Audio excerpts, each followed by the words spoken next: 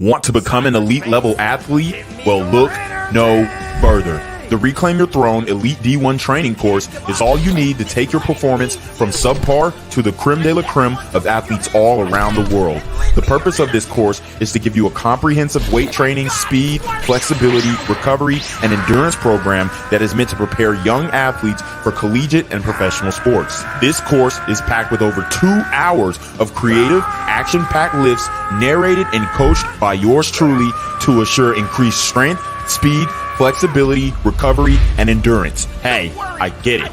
Training alone can be tough and can even make you feel misguided or somewhat unmotivated. But with this course, I walk you step by step through each and every lift to make sure you're using the proper form to prevent injuries and that you're hitting the correct muscle groups to render maximum results. So what are you waiting for? It's now or never. So go ahead and get the training course today so you too can reclaim your throne.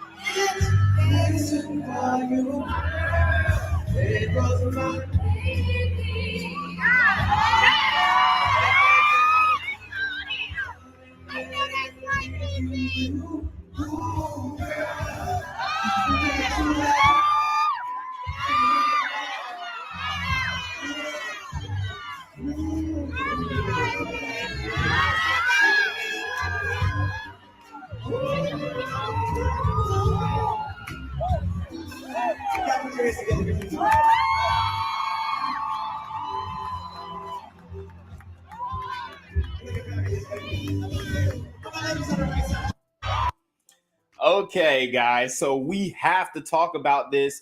And obviously, we see that Keke Palmer is having fun with her new body, okay, that she had inherited from her son.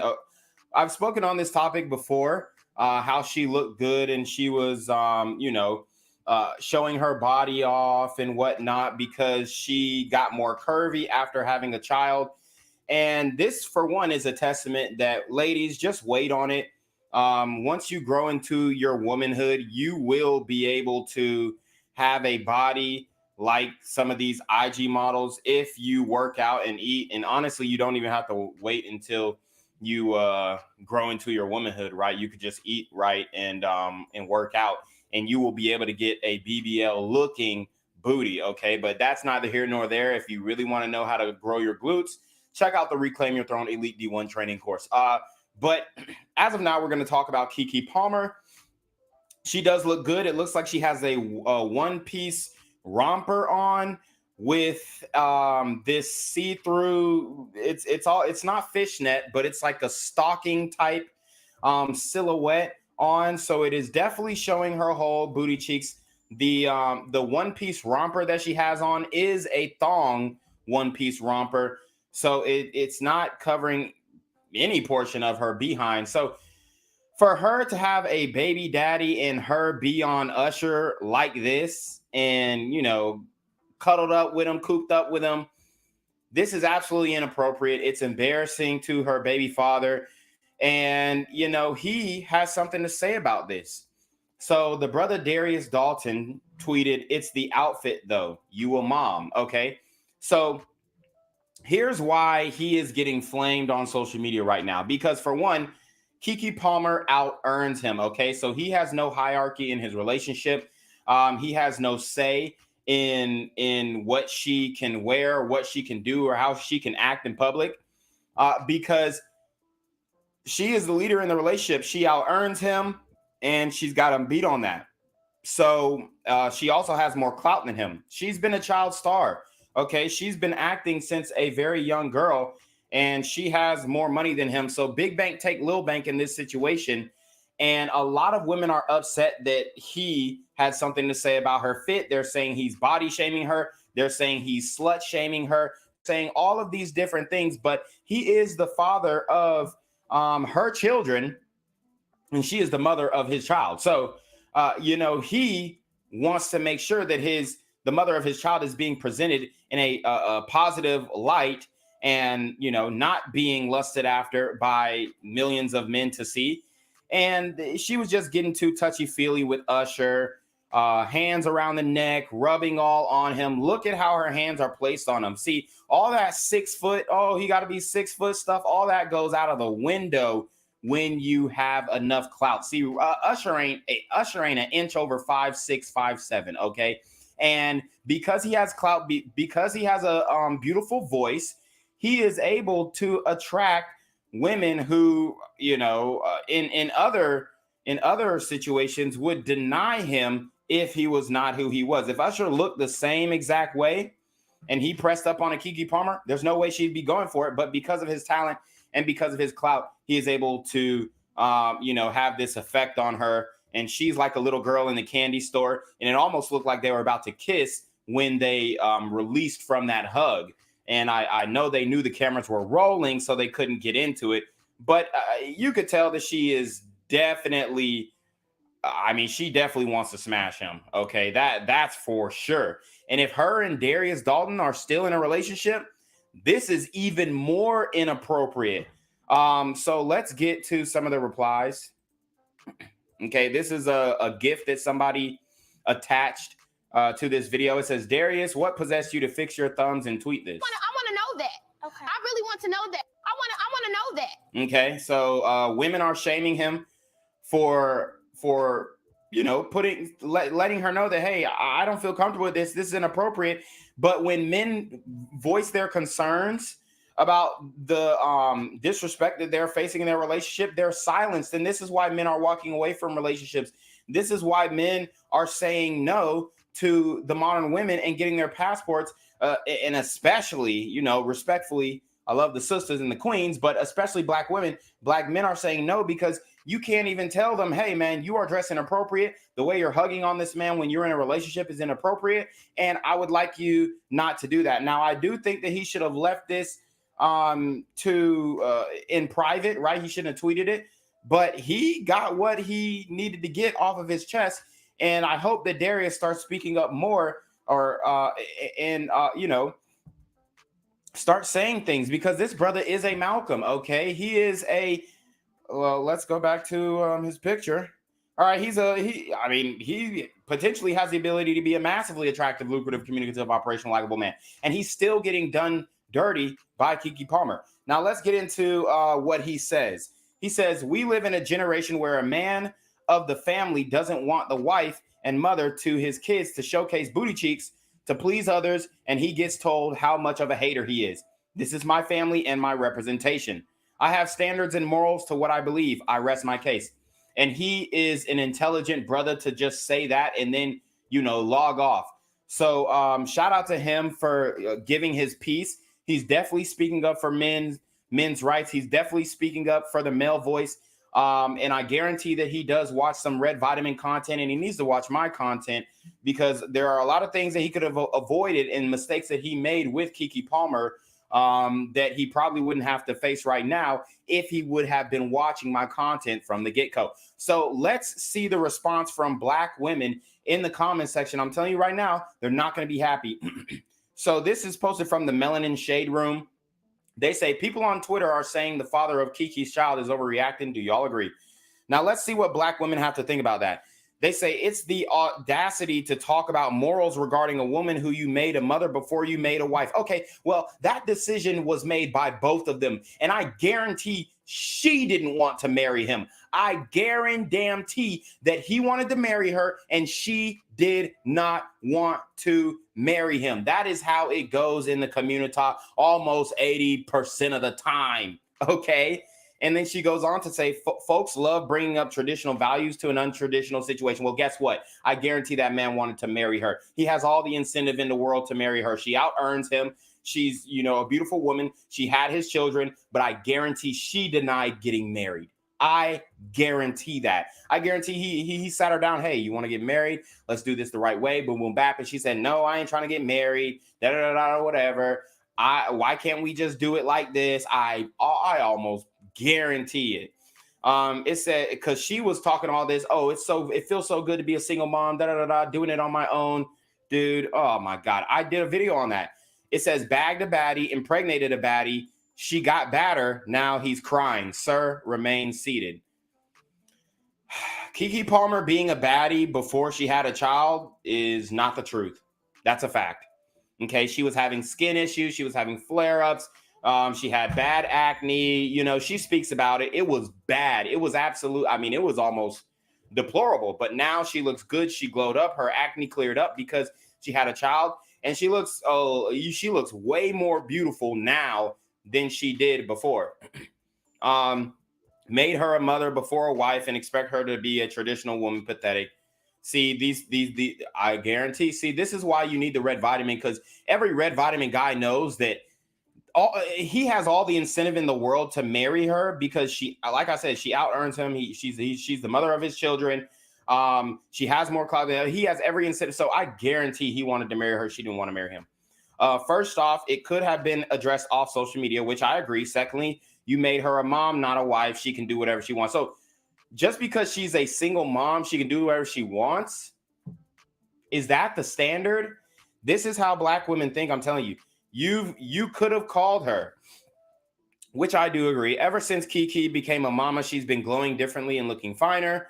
I do agree with that. Yeah, she might need to reconsider him. Imagine being a celebrity and your so-called spouse does this on social media.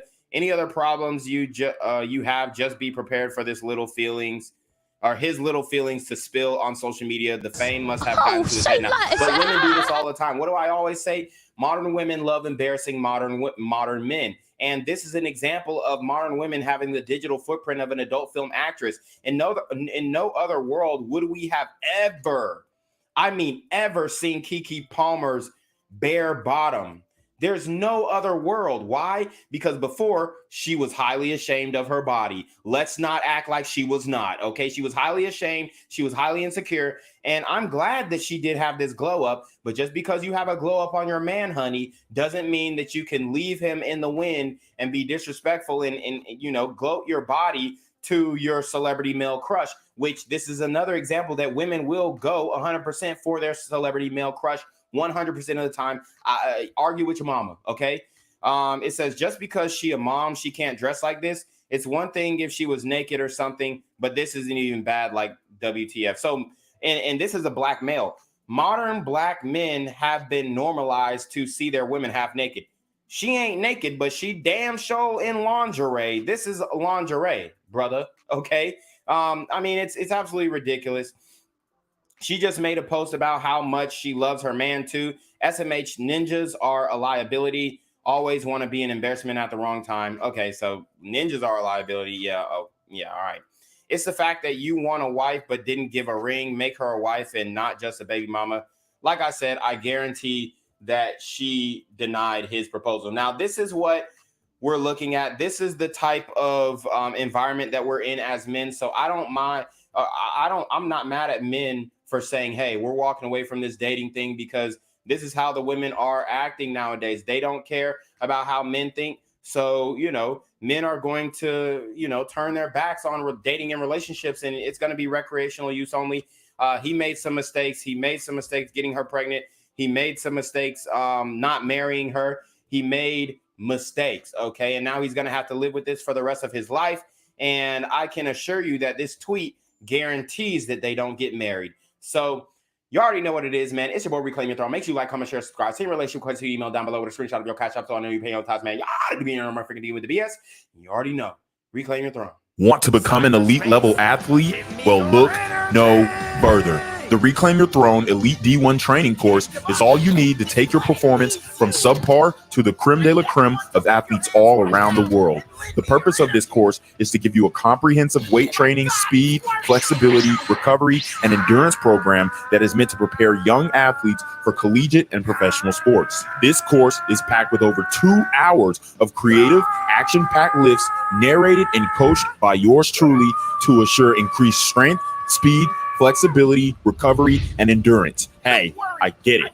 Training alone can be tough and can even make you feel misguided or somewhat unmotivated. But with this course, I walk you step by step through each and every lift to make sure you're using the proper form to prevent injuries and that you're hitting the correct muscle groups to render maximum results. So what are you waiting for? It's now or never. So go ahead and get the training course today so you too can reclaim your throne.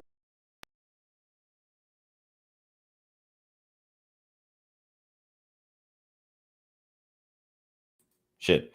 What's good, Shadow Realm? It's your boy Reclaim Your Throne coming at you with another crazy video. But first, my goal is to get to 5,000 subscribers by the end of the month. So make sure you go ahead and like, comment, share, subscribe. And you already know, Reclaim Your Throne. So guys, this isn't gonna really be about Keke Palmer. It's gonna be more focused on dating in the community. But I do want to give some background information about Keke Palmer. The reason why she fanned out so much about over Usher is because she has been a big fan of Usher for a long time. And this is an example. My girl actually sent me this video, and I guess she was aware that Keke Palmer had been a fan of Usher for the longest time. So here is Keke Palmer showing her adoration for Usher in, a little melody that she ended up reciting from an Usher song.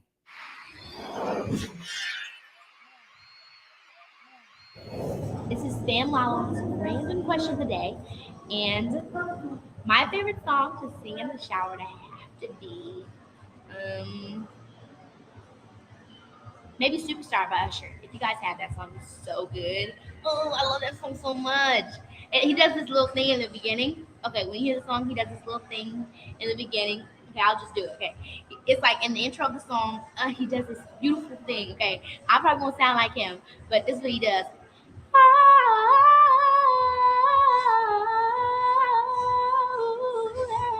And he does some other stuff, and it's so good. That makes me like, oh, Usher, I love you. Like my eyes start watering up. Usher, you are the boss. And I just, throw my hand up because I love him. If you guys have seen this movie that Usher did, it's called In the Mix. In the Mix. He did this movie called In the Mix, and I auditioned for it.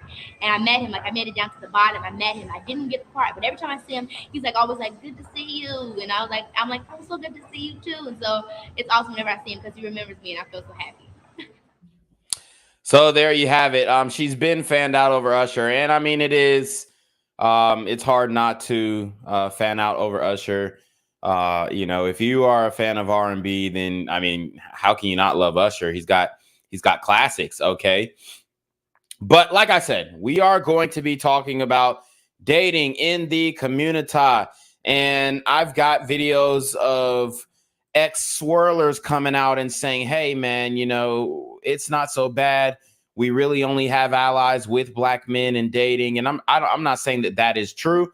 What I am saying is that's what the women are saying. And then I've got, messages from women who are saying, I just don't understand why I'm, single and whatnot. And it's a lot of content. All right, out here. But guys, wow, man, you're gonna see a lot of things that you probably have never heard of or never even thought of, and we're going to see why a lot of black women are single in this day and age. So buckle up. I mean, it's going to be very interesting, and we're actually going to take real videos from real black women into account and break down what they're saying. So as you guys see, the first video that we are going to bring up is a video of a sister giving 5 types of men she wouldn't date as a black woman. So let's listen up, and then shout out to you guys. I'm going to read your chats, whether they're super chats or not. Shout out to Ricky Webster. He says, "Yo, what up, Quarantino? You already know what it is." He said, "That's that D1 shit. You feel me?" Cyrus Cherry with the $5 super trap. He says, "I don't think she represents black women. I think dude just not hip enough or cool enough for Hollywood circles." Okay. Ricky Webster says, "Good point, Cyrus." Return of the Black King says, "Black women are done, bro. No matter how rich or alpha or thug out man is, the black woman will always find a way to sabotage the relationship." Alan Stranger says, "Sup here to like and show support." Okay. Alan Stranger also says, "Great content, my guy." He also says, "She's the breadwinner, so she didn't want to pay alimony like Mary J. Blige." Facts. Cyrus Cherry with the $10 super trap. He says his clout also prevents him from getting shamed for having less than average looking sex partners. A regular guy would have gotten clowned for sleeping with that woman that claimed he gave her an STD. Oh, wow.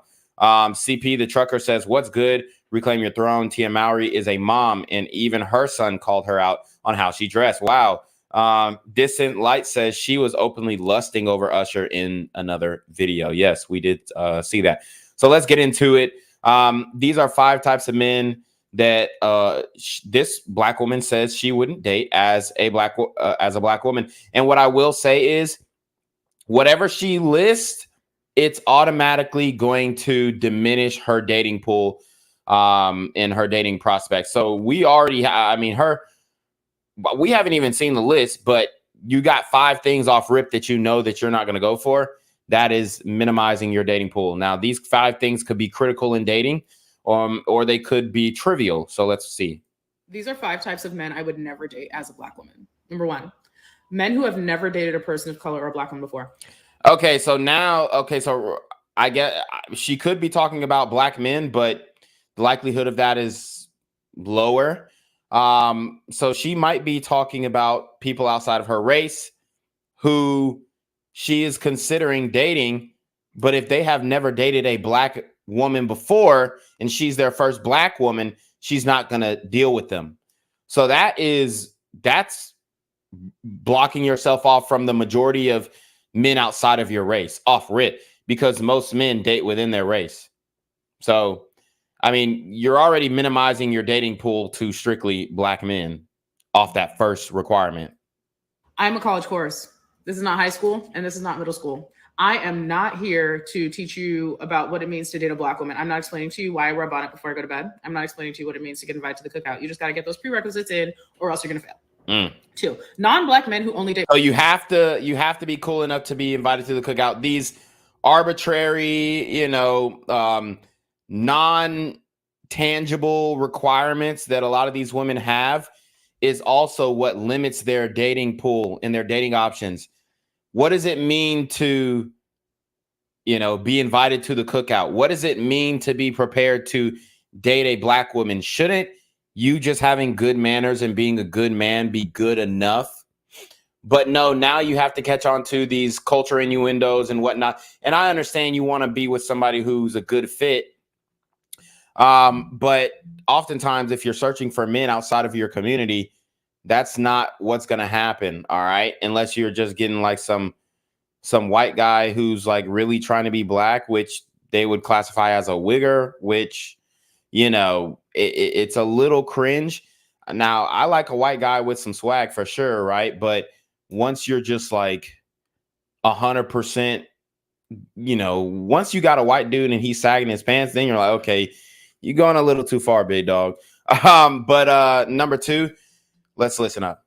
You date black women. This is weird. I get it. Black women are great. Black women are beautiful. Non-black men who only date black women. So if you've never dated a black woman, you can't date her. And then if you've only date black women, you can't date her outside of. This is now confusing and rules out 99.9% of men who, if she is electing to date outside of her race. That's insane. So what if you're a black man and you only date black women? So, I mean, it's... to say you only date black women and you are not black, it's kind of fetishizing. And then on top of that, God, when you say you like me, I have to wonder, do you like me for me or do you like me because I'm black? So do you like you for you or do you like me because I'm black? I mean, as long as they like you, as long as they like you, willing to provide and protect, shouldn't that be all that you need? Anyways, here we go. New Age Republicans. 3, New Age Republicans. Used to be a time when you could have Republican friends if you were a liberal person like myself. You could date Republicans if you were a liberal person like myself. But now, the way the Republican Party is right now, it's not the same, and I'm definitely not with it. And 4, men who say they love black women only reference mixed light-skinned women. Now, first of all, these are all black women. Okay, hold on. What? I'm definitely not with it. And men who say they love black women but only reference mixed or light-skinned women. Okay. and 4, men who say they love black women only So reference this is the colorism argument, guys. such light-skinned women. Now, first of all, these are all black women. No one's trying to take away anyone's blackness. But when you say you like black women, but your desire falls on one end of the spectrum and just kind of stays there, I have questions. Like, are you a colorist? Like, what is this? Are you fetishizing them? I don't know. 5, any man who So says she's really worried about being fetishized. And now here she goes with Kevin Samuels to end it off. Now she has to shit, spit, and stomp on the grave of Kevin Samuels posthumously. I mean, it's absolutely ridiculous. What does Kevin Samuels have to do with your dating choices? something like Kevin Samuels was wild, but he had some good points. I'm not dating a Kevin Samuels apologist. Like, just keep it pushing it away from me. So there you have it. I mean, most men have I'm not going to say most men, but there are a large, I would say, honestly, I might even go as far as to say most men have a favorable idea of Kevin Samuels. Okay? That's a fact. That's a fact.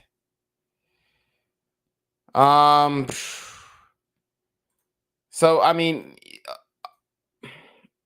I don't know what you want from brothers out here, especially because brothers are going to have, I mean, most brothers are not going to just say, oh, fuck Kevin Samuels. There are some who will, but a lot of brothers, if you listen to him, they were rocking with the things that he was saying. I mean, it's just going to become more and more difficult if these women don't let go of some of these dumb standards. Let's get to what this woman had to say. A reality check I got once I was back in the dating scene was that I was not going to get everything that I wanted in a man that was on my list. There you have it. You need to settle, sisters. She has gotten to the point that everything on her list is not going to be checked off. And you have women in the comment section who are like, I refuse to accept this, all this stuff. It's crazy. Once I started dating, I realized that if he was fine, he was stupid. If he's fine, he's stupid. He was smart, he was not my type. If he's smart, he's not her type, meaning he's not attractive. He's a Malcolm, okay? A third tier or fourth tier Malcolm, or he could be a BBW TDM. But he is a mildly attractive, or not mildly attractive, he's medium ugly, lucrative, communicative, operational, likable man, or he is a massively ugly, lucrative, communicative, operational, likable man. He could even be a BBW TDM, which is a busybody, well-to-do man.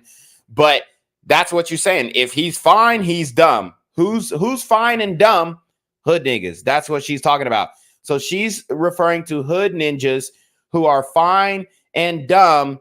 And she's saying that, well, you know, he's not checking off my intellectual street thugged out nigga, checkbox, which is what these sisters are looking for. I mean, we can act like that's not what they're looking for. But if we said, hey, what would you prefer? They would say, yeah, I would prefer that the nigga be thugged out, carry a pistol, to court or some shit as a lawyer and not as the defendant, right? But it's absolutely ridiculous.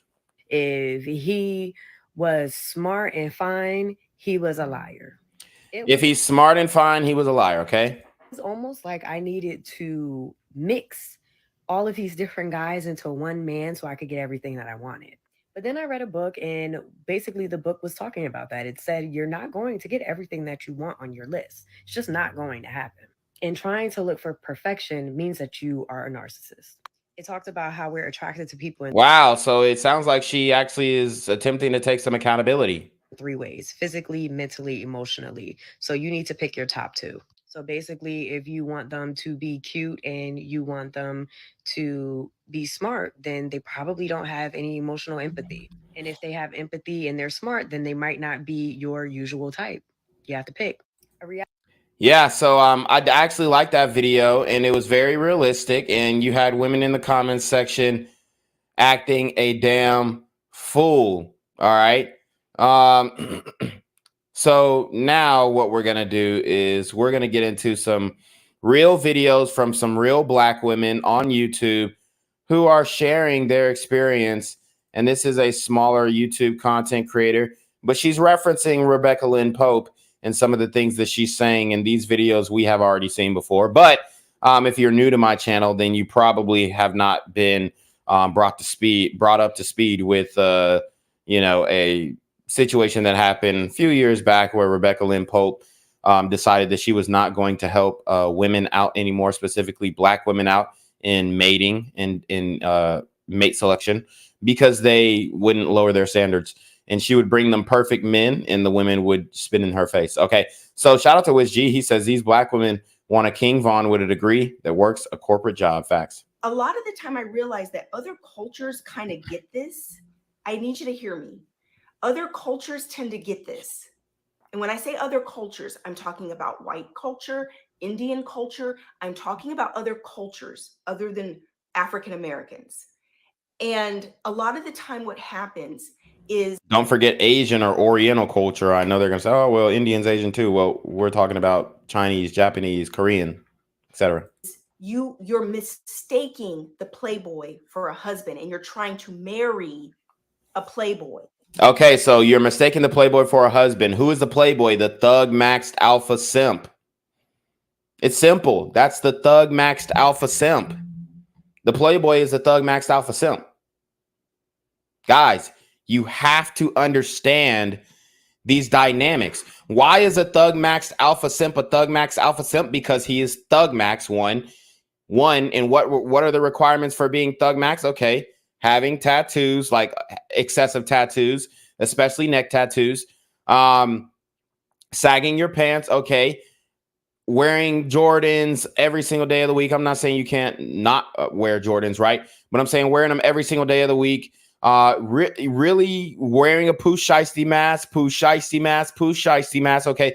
Doing all of these things in tandem makes you a thug max alpha simp. Now you could go for the look of a thug max alpha simp and not be a thug max alpha simp. You could be a thug maxed alpha and not be a simp as well. All right. So there are different dynamics, but thug max nonetheless, you're getting your money from the streets. Okay. Most of your money, the majority of your money is coming from the streets. That means that you are thug maxed. Okay. So the reason why Black women are attracted to thug maxed alpha simps is because, you know, you can blame part of it on the media, but it's really that these are the guys who are exalted. These are the guys who are cool in the community. Shout out to Cyrus Cherry. He dropped the $10 on the super trap. He said, I realized that besides intercourse, the hood guys don't cut it. Black professionals tend to be socially awkward. The Latino or Asian guys beginning to look more appealing. SMA. Oh, say like Wow, that's interesting. So he's saying besides intercourse, the hood guys don't cut it. The Black professionals tend to be socially awkward. Black professionals being socially awkward. I mean, it's a tough, because I've seen some of that, yes, but then I've also seen like some really dynamite Black professionals.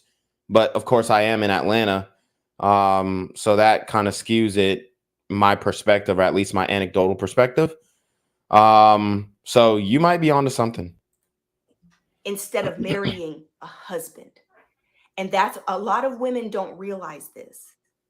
A lot of women don't realize this. And this is why you continue to have such horrible dating experiences, because you could be sitting there ignoring the husband material, ignoring the man that is already put you in his forever category. A man will sleep with you, hang out with you, Netflix and chill with you, and you are not his type at all, but he enjoys the sex, he enjoys your company, he enjoys the fun. True. And now as a woman, you've put this type of man into the husband material. They looked at the playboy and said, he just wasn't the one. He wasn't faithful. He wasn't ready to settle down. But Rebecca, as a matchmaker, I want you to find me the man who looks like Mr. Playboy, who wants to be loyal and faithful to me and committed to me, and find me my husband. But I want him to look like Mr. Playboy and act like Mr. Playboy. And that's when I stopped matchmaking. There you go. All right, so this is a real life, true Black woman who allegedly is engaged now. And now she is she's obviously post-wall, needs to lose some weight. However, she is co-signing what Rebecca Lynn Pope says because she is in her epiphany phase, and she realized that she had to settle for the guy that she probably doesn't think is that hot, but he is a good mate and he's a good partner, and he's the guy who is low risk and mediocre reward, but valuable reward nonetheless. He's the guy who she can, have children with and whatnot. He just doesn't check off all her boxes. So let's listen to her. Over the years, there have been a lot of Black women who help Black women who have decided to actually stop helping Black women. So I'll give you some examples. Wow. And that was profound in and of itself. Over the years, there have been women who have tried to help Black women who have stopped helping Black women. That's the first thing she said. Van Zandt, who had a show called Fix My Life. True. Many of you have watched this show. She started getting death threats from people. Some of them, I believe, were Black women. Some people, particularly Black women, didn't like her coaching style. So she stopped serving in that capacity as far as her show on the OWN network. April Mason, who was recently on the Dear Future Wifey podcast, she is a femininity coach, and she had an academy where she was helping Black women, I believe individually, coaching them, and she stopped. She didn't want to do it anymore. Rebecca Lynn Pope, who you just saw a clip of, she is a content creator on YouTube. She's also a coach.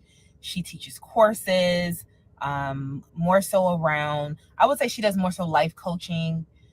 She doesn't outright say it's because of Black women, but she implies this by talking about women and their unrealistic expectations. And then also talking about other women in other cultures not having the same expectations that Black women have. Right? So, a lot of Black women do say we're the most this, we're the most disrespected. But are you the most disrespected, or is your expectation of respect just higher than other women's in the relationship context, right? Because I believe other women are going through the same type of things that Black women are going through in the dating context, besides the violent crime. Okay, we're going to exclude that to have a conversation about dating exclusively, right? But besides the violent crime, I think that Black women are going through very similar situations that other women are going through. It's just that their expectation of what the man is supposed to be and how the man's supposed to treat her is highly different than what women of other races are. So these are 3 examples of coaches who have stopped helping Black women. Relationship coaches are giving up on helping Black women because of our unrealistic expectations. And again, it doesn't mean that we shouldn't have standards, but we need to be asking ourselves, can we bring, to the table what we're asking for and more? Yeah. And to a point of Cyrus Cherry's Super Trap, when he says Black professionals tend to be socially awkward, hey, maybe the Black women are just going to have to suck it up and say, hey, man, I'm probably not going to get that guy who's got the gift of gab and he's sexy. All right. Maybe he's going to be a medium ugly or massively ugly guy with no gab, no riz, but he's a provider. Okay. And he's stable. And you know what time he's going to come home every single day. This might be something that they're going to have to take into account and be like, hey, man, look. He may not have a 6-pack, but I know every single day he's going to come home and drink a 6-pack. He's going to go to bed. He's going to wake up and do the same thing that he did the next day. Right? A lot of women want this spontaneous, oh, well, I want to be able to fly out here and do the. Slow down, baby. You can't even do that for yourself. Now you want a man to do that for you. and you're blinded to all the red flags, right? That he's really not consistent. He's already showing you he's not into you. Yeah, and shout out to Alan Stranger. He says socially awkward is context specific, and that's always important to remember. Yeah, if and let me just tell you guys this: if you are a brother, if you are a black man, and you articulate well, I mean, hey, this is a reality. But black women are going to consider you socially awkward. Like a guy like me, they would consider socially awkward because I speak, you know, the King's English. Whereas if I was like more standoffish and hood, and I was, you know, more on the like laid back in the club, you know, sagging my pants in the corner with no drink type nigga, they would not consider that guy socially awkward. So Alan Stranger makes a good point about context, because what black women think is socially awkward is actually socially, you know, adept and socially cultured and educated. But it's almost like a reverse thing, because the thug max alpha simp is the one who's socially awkward and displays in antisocial behavior toward the world, right? Those are the guys who are displaying antisocial behavior toward the world. But a brother who is in corporate America and, you know, speaks the King's English to black women is going to be considered socially awkward, because he doesn't fit into her cultural narrative of what a black man is supposed to be, or act, or speak, or, you know, sound, right? Shout out to Cyrus Cherry again. Wow, he's really sponsoring the stream here. He said he puts $20 on the super trap. Oh, say less. He says, I think with hood dudes, I was attracted to their trauma, just like black women when they try to escape the community and present as professionals. It doesn't seem legit like it does with other races. Very interesting. Alan Stranger says, it's literally just normal everywhere else. It's bizarre world over here, dude. Yeah, that's facts. You, right? He's already, but then here's the key, guys. This is when I stopped matchmaking. I've told you guys this before. I stopped matchmaking because I had a different standard for men than I realized that a lot of women had. A lot of single women have these standards that are crazy. And I met my husband, and when I was matchmaking, I realized that the women, my female clients, would have not even given my husband a chance. They wouldn't have dated him. And by her saying that, she's admitting that her husband is less attractive to her and to women in general. You know, and I've never seen her husband. Maybe we can look. Husband. But yeah, I mean, she's right. A lot of, okay. So, I mean, I'm looking at her husband right now. He actually is attractive. But it's not like he's, well, I mean, he's not that attractive, honestly. Now I'm seeing the full picture. Okay. They actually had a really good picture of him. But let me show you what her husband looks like. Now, here's the thing. She said that her husband would not have been chosen and whatnot. So here's her husband right here. So here's what I can say about her husband. He's a mildly attractive, lucrative, communicative, operational, likable man. He is a second-tier Malcolm, all right? He could honestly probably go to the junior college, like Coach Greg Adams says, and do better, you know? But with the coaching business and whatnot, it's better if they stay together, fight it for financial reasons. All right. So just looking at him, it looks like he's fairly in decent shape. Probably needs to lose a little bit of weight. But look at her. She needs to lose a lot more weight. All right. And she's saying most women would not look at her husband. Why? Because he's not that tall. Okay. He's not that tall. That's why. That's the main reason why. If he was 6'4", same specs as far as facial symmetry and whatnot, if he's 6'4" with the same face, then she would say, oh yeah, they would have chose my husband in a heartbeat. Like he's something that like sisters were lusting after. But because he is not that tall, I mean, Rebecca Lynn Pope, what is she, like 5'4"? So her husband looks like maybe 5'6" or something like that. A lot of the women that she coaches would have overlooked him strictly off of height, like off rip.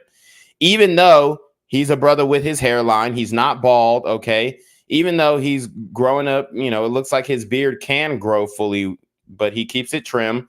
He's a good-looking brother. He's a handsome brother. I mean, he's a mildly attractive, lucrative, communicative, operational, likable man. But sisters would overlook him because of the height solely. And that is what keeps a lot of these sisters single, because they're going to overlook this brother because he's 5'5", 5'6" off rip, and there's no going back. So that's one reason why sisters are going to continue to stay perpetually single. Let's keep going. Because my husband is a good man, a solid man, right? A strong man.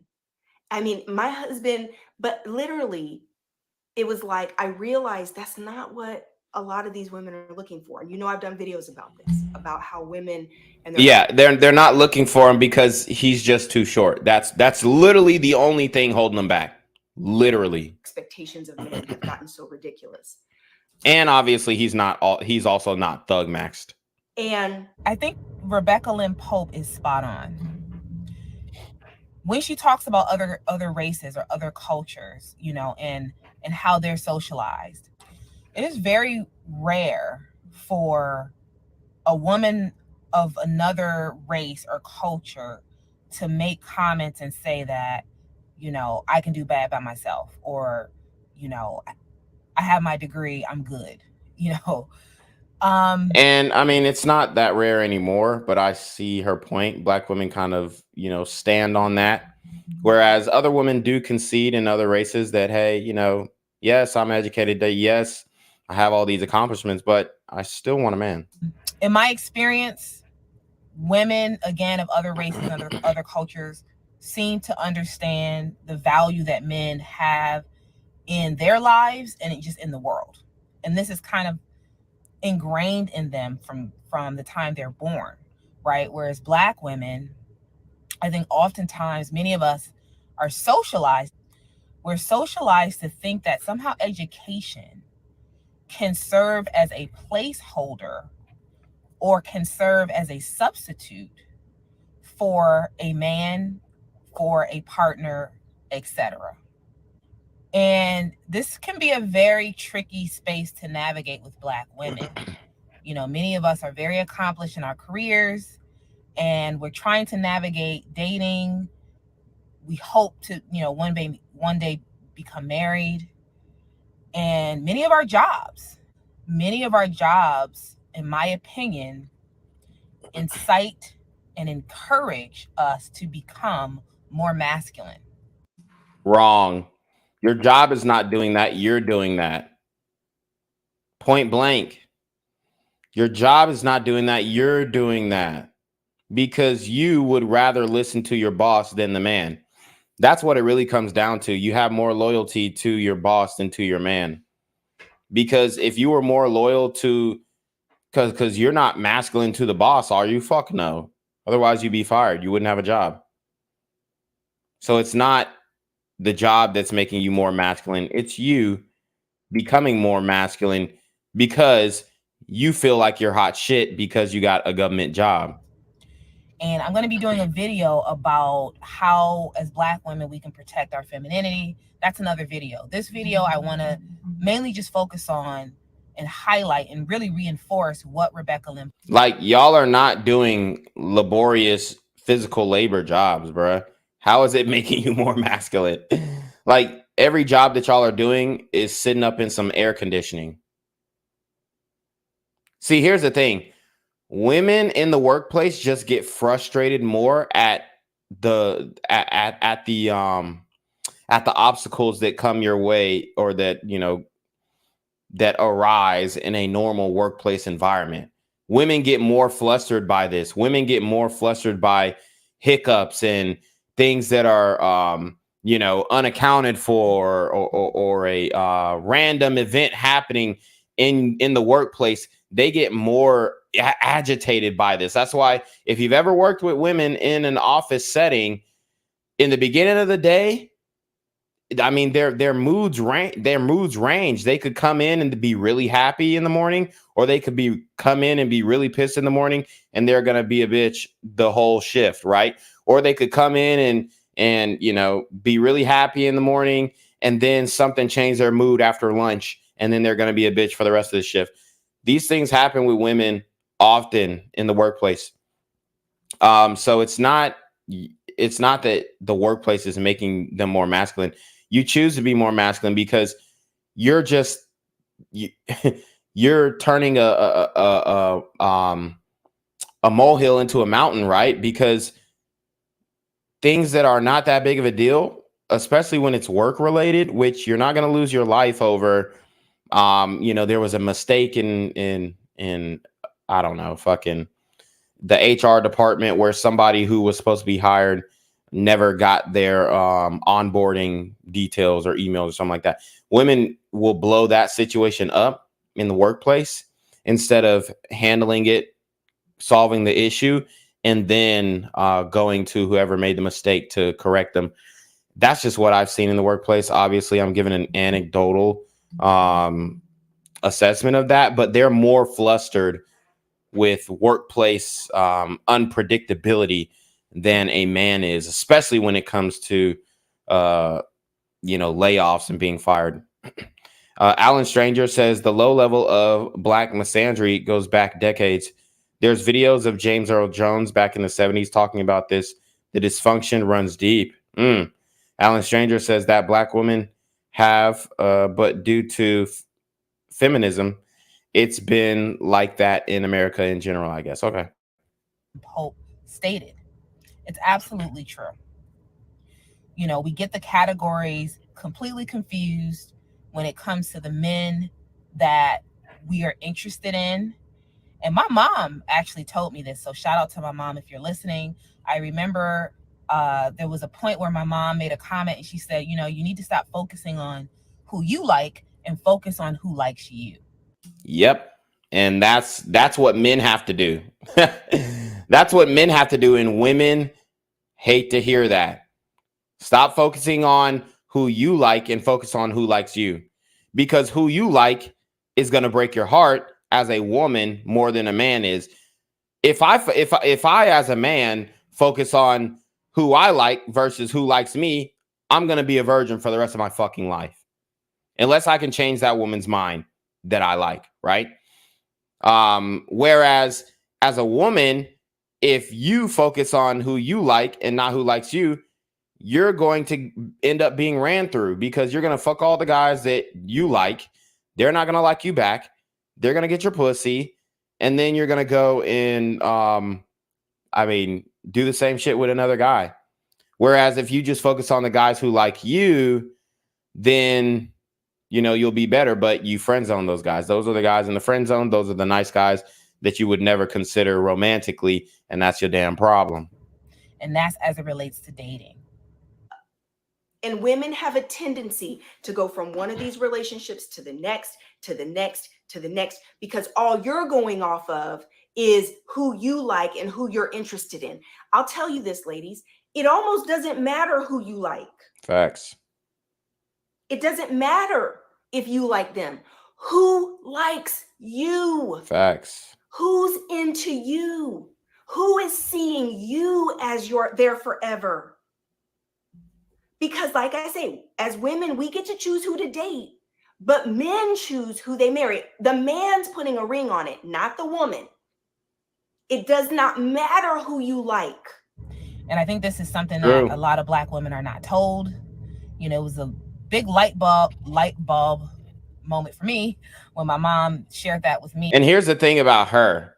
You could get the men that you like to like you back if you lose some weight, but they don't want to hear that either. And she was absolutely right. But I think many black women don't learn this until later in life. Many of us who do actually get married, some of us tend to get married later in life, myself included. I'm not even married yet. So, and I think that there is a need for the femininity coaching. Well, good luck. I mean, if you think these women are going to sign up for femininity coaching in mass, you got another thing coming. No, they would rather do Hot Girl Summer. You don't believe me? Go to a Sexy Red concert. And I know that some people are getting tired of it because every time you go on YouTube or any social media, you're seeing, videos and various things pop up about femininity. But understand that this is an area that Black women really struggle with.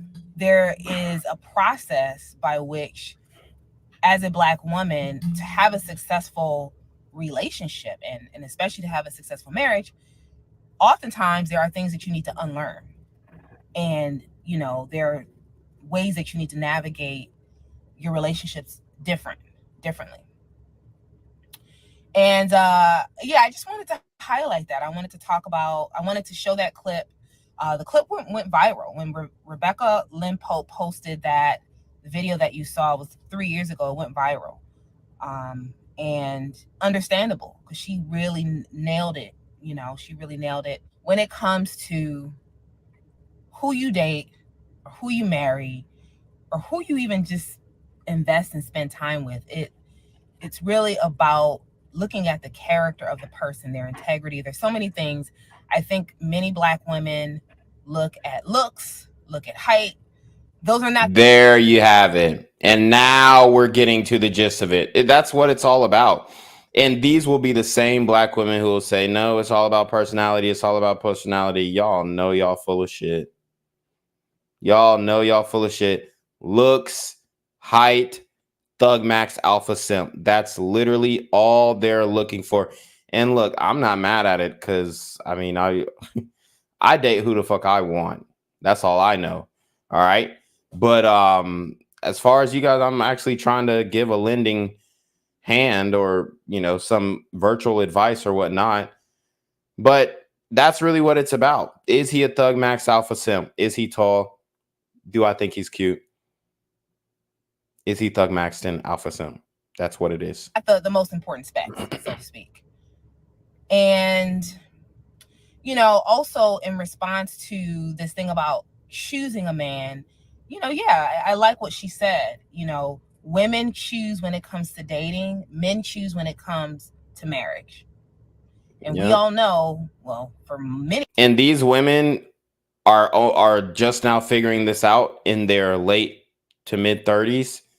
And we're supposed to believe they mature faster than us. It's crazy. Many of us, marriage is the goal. Now, men figure this shit out in high school. I've heard women say, particularly Black women, say that marriage is not the goal. Facts. So my question is, if marriage is not the goal, what is? If you're dating and marriage is not the goal, then, I'm curious what is. But have fun. That's what they're going to say. We just want to have fun. What if a woman just wants to have fun? Well, that time period where you want to have fun kind of wears off. Then you start getting serious about your life in the future. And then you start wanting children. Or maybe you delay that until you can't have children anymore. And now you're regretting the fact that you never had children. But yeah, so ultimately, I've said this before on my and got some feedback from a viewer when I talked about men choosing. That's what I'm talking about. If I'm talking about a man choosing, I'm talking about marriage. Unless you want to be like Chrissy from Love and Hip Hop and propose to your boyfriend. We see how that worked out for her. Okay, so unless you want to be like Chrissy and propose, in most cases, the man is choosing whether or not he wants to marry you. Now, yes, you can choose in terms of if you want to date him, of course. No, actually, no, you can't. You can't even choose if you want to date him. You can choose if he fucks you or not.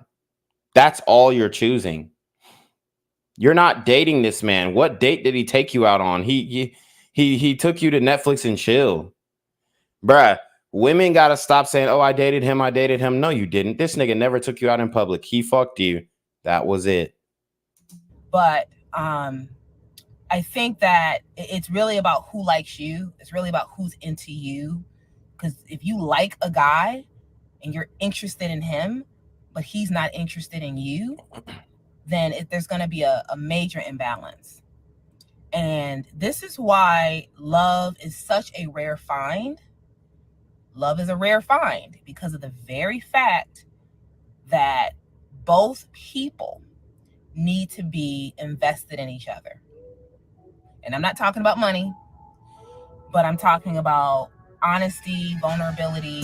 You're not talking about money, honesty, vulnerability. Yeah, fuck out of here. If the nigga didn't have money, you would not be saying yes to his proposal, point blank. Now let's get into the comments section. Let's see what the women are saying. So it sounds okay. I was valedictorian in my high school. I was on the basketball team in AP classes, won the Florida State Forensic Championship, was male student of the year, and did acting. My high school sweetheart, who I knew I could be with for a long time, broke up with me for a drug dealer who dropped out. This literally happened. I'm telling you right now, Thug Maxed Alpha Simp. Guys, are you fucking kidding me? Am I on point or not? Am I the GOAT or not?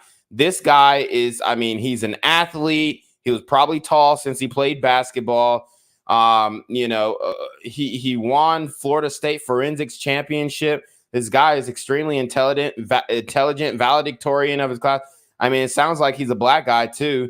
His high school sweetheart left him, broke up with him for a drug dealer. These are the comments, guys. We're not taught to be wives. We're taught to be hyper independent, get our degrees, get a well-laying career, and etc. And who's teaching you that? The single mother. So whose fault is that? It goes back onto the women. Especially you were raised by a single mom. Bro, am I calling it or not? I literally didn't even read that next sentence. She says, especially if you were raised by a single mom like me, it was drilled into my head to become hyper independent and was not taught what good makes up a good man. I wasn't taught also that it's okay to want to marry a good man.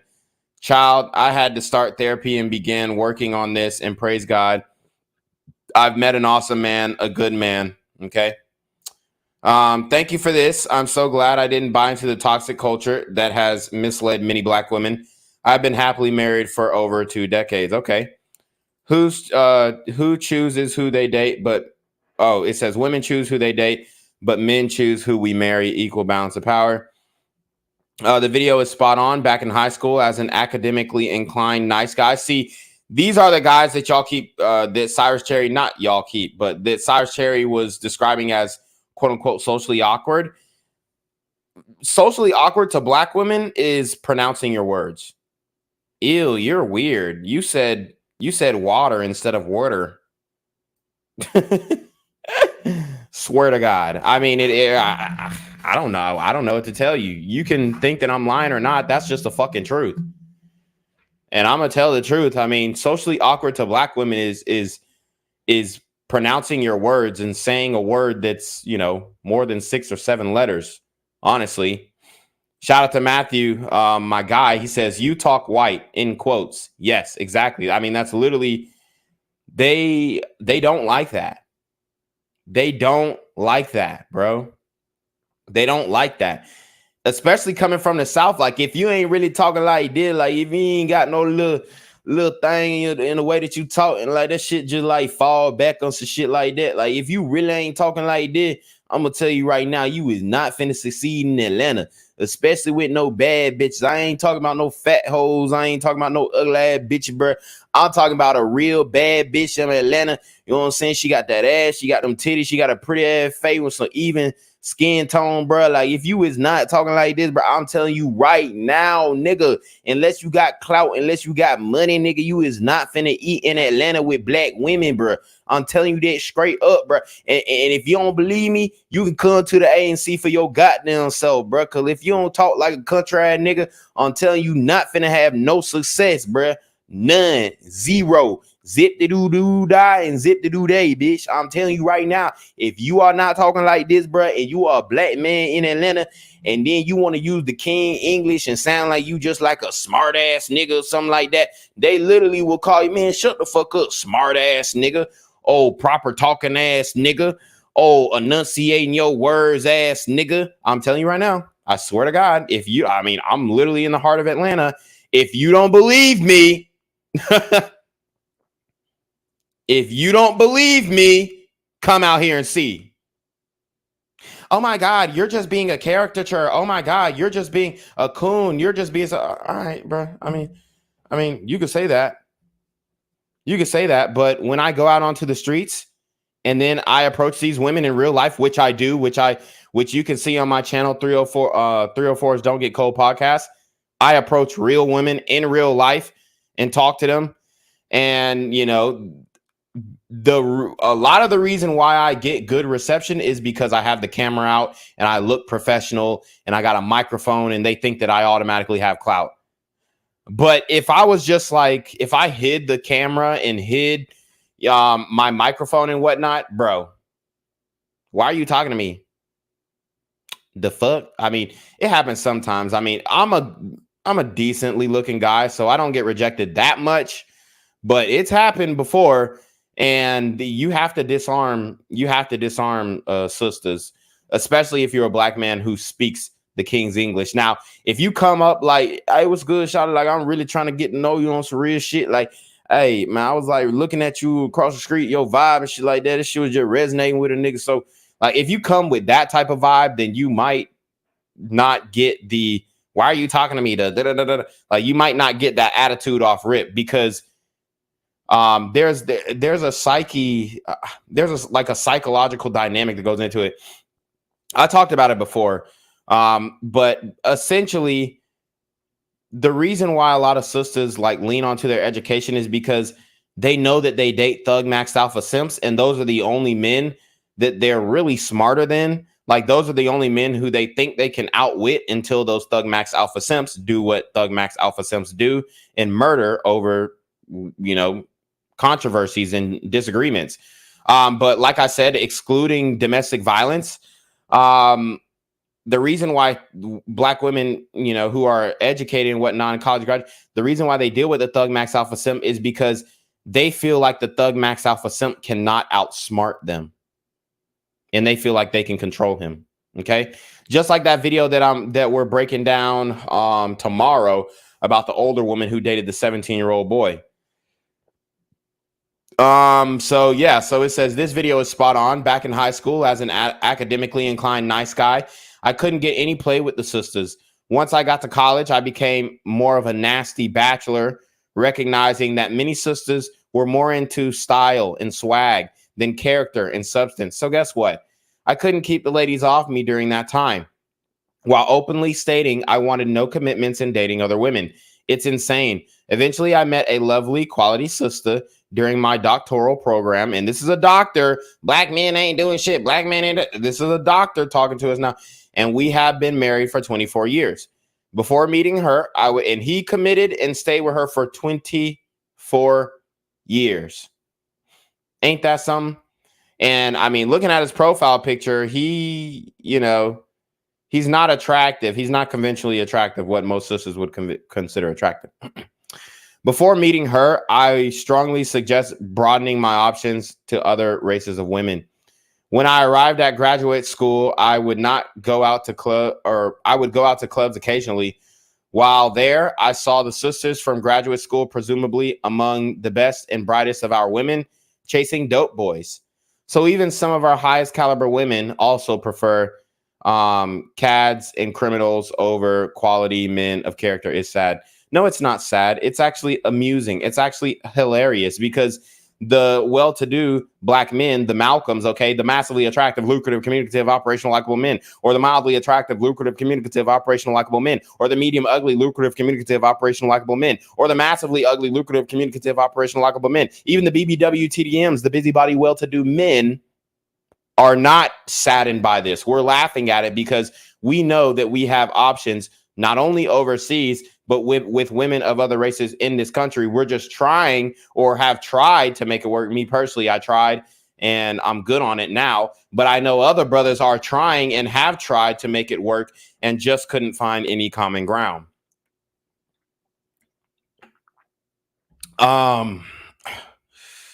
Let's read some more of these some more of your comments, guys. Boss Player says on point. Eric Brooker says facts. Alphazo says you have that lingo down to a pack. Distant Light says, honestly, college seems like the best time to meet people. If you're not thug max type, the academically inclined aren't curved as badly. Here's the thing. In college, your best bet is to date IR. as a black man. I'm gonna keep it a buck because I don't give a fuck what nobody says. Those college educated women, I mean, shit. We could talk about PWIs or we could talk about HBCUs because I know both of them. And the HBCUs, it's even more pronounced that they only want thug max alpha simps or frat guys. Or you could be an athlete, but even then, you still might get your bitch taken by a thug max alpha simp as an athlete. If you're not thug max as an athlete, which you can be a thug max, you can be a thug max athletic simp as well.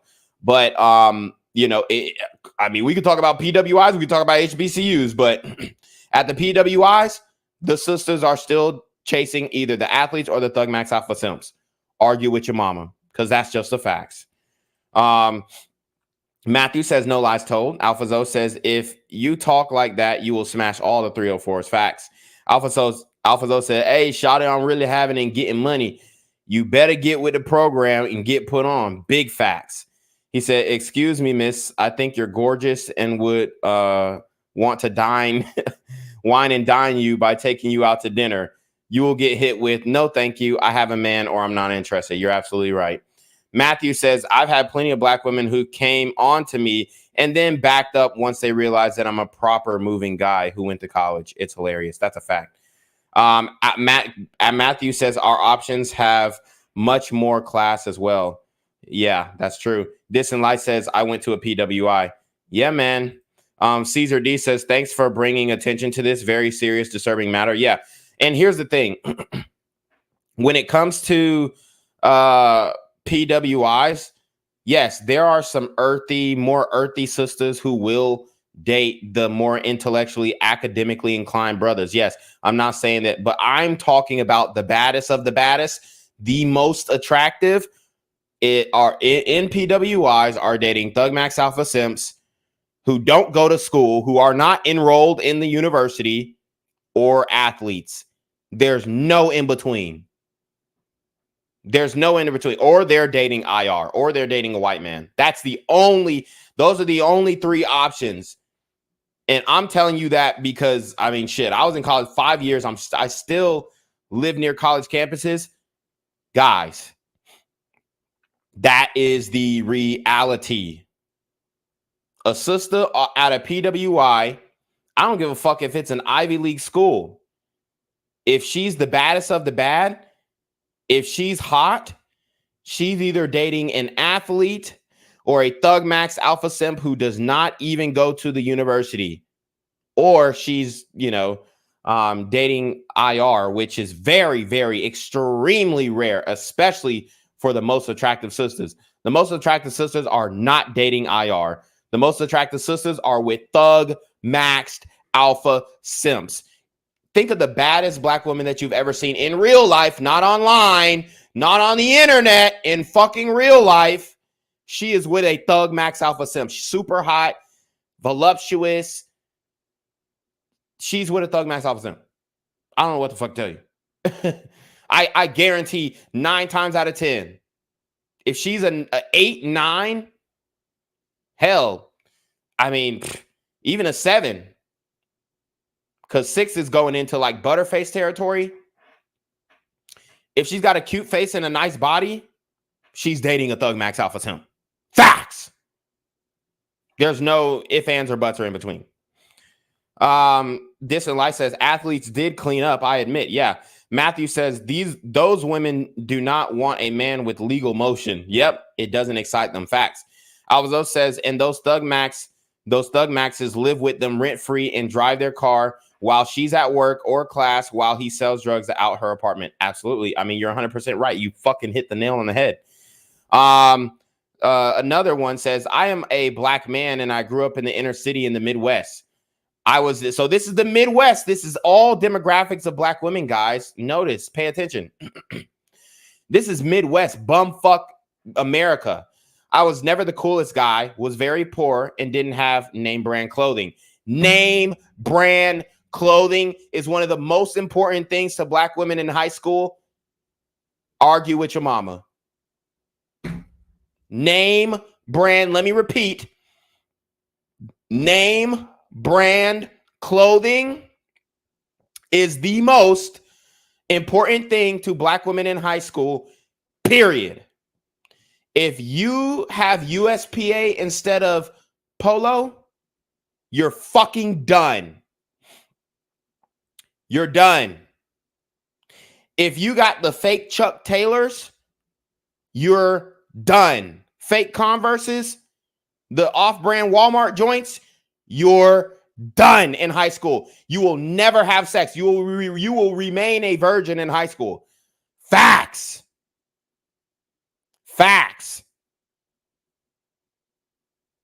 If you got a collar shirt and it's not polo, or, I mean, you could probably get away with Lacoste or Izod. Nah, not Izod. You probably get laughed out the gym with Izod. But Lacoste, you could probably get away with. If you tell niggas that the shirt costs $59.99, you'll get away with it.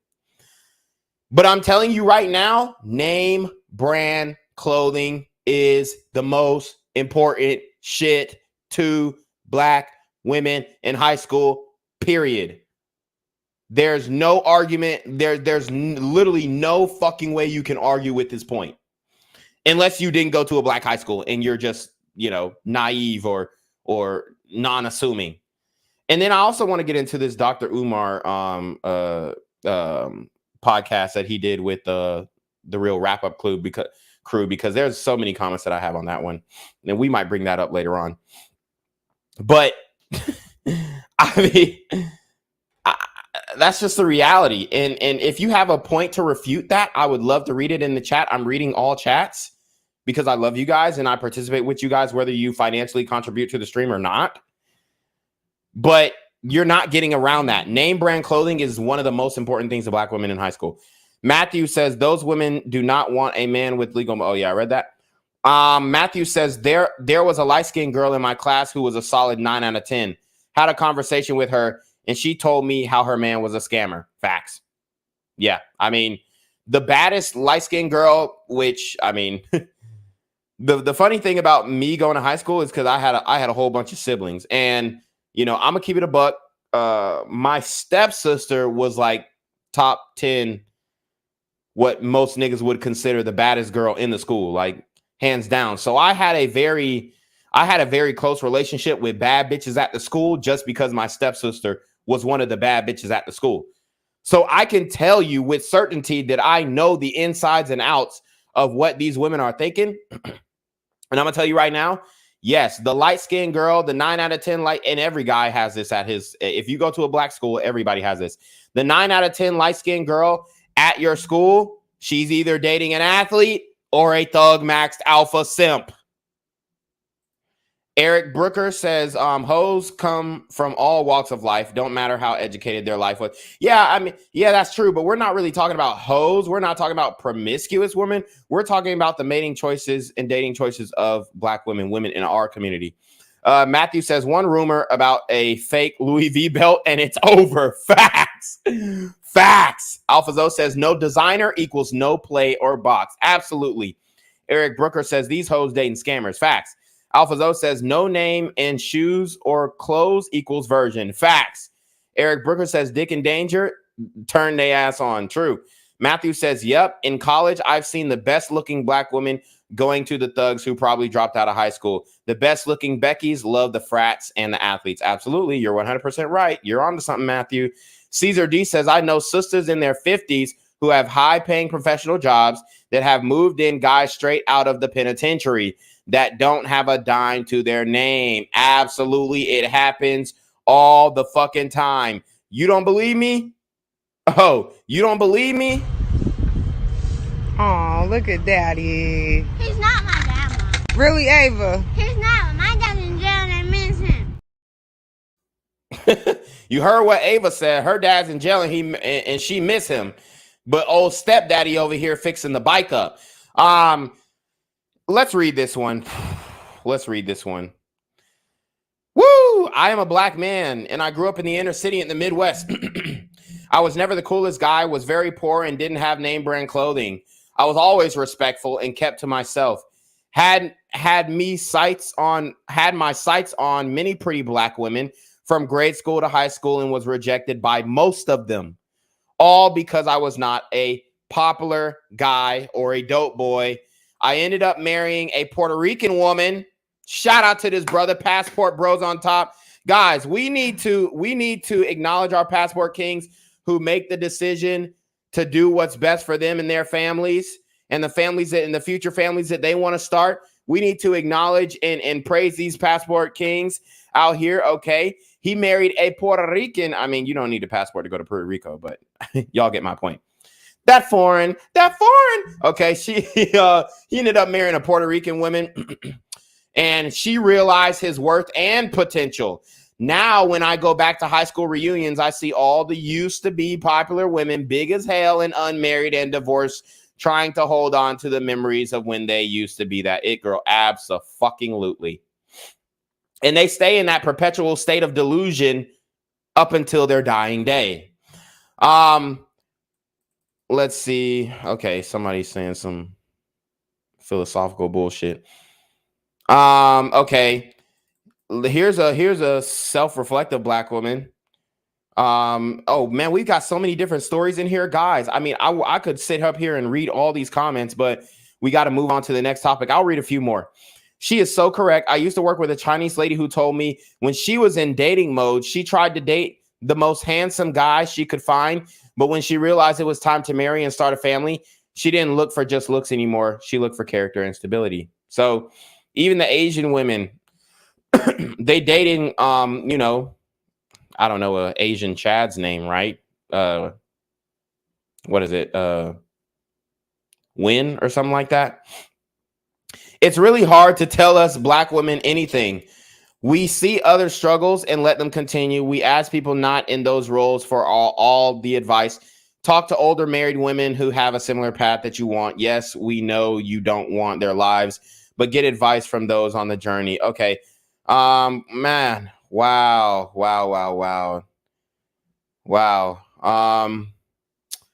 So here we go. So that was very interesting.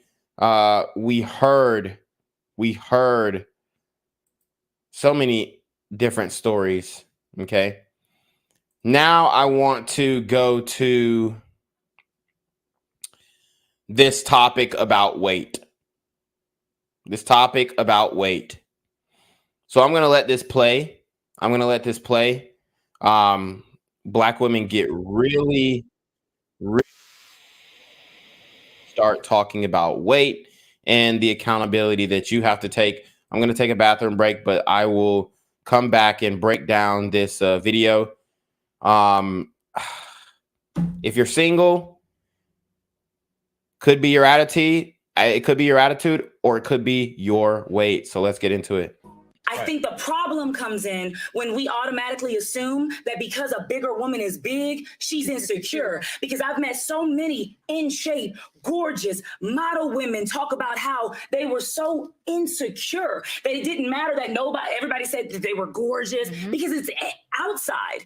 Aesthetics are just that, they're outside. You could be inside. You could be the most insecure, depressed, self-loathing, miserable, but you do a couple squats in between that, and now you deserve the best in the world. Come on. So okay. It's insecure. The question was on the men's perspective. Yeah, I'm just saying that majority of men will say, you know, when they struggling on their date, the big girl is going to be the one that's going to step up more financially. That's just what majority of men will say. Okay. I've never seen a man I've never seen a man work his butt, especially a black man.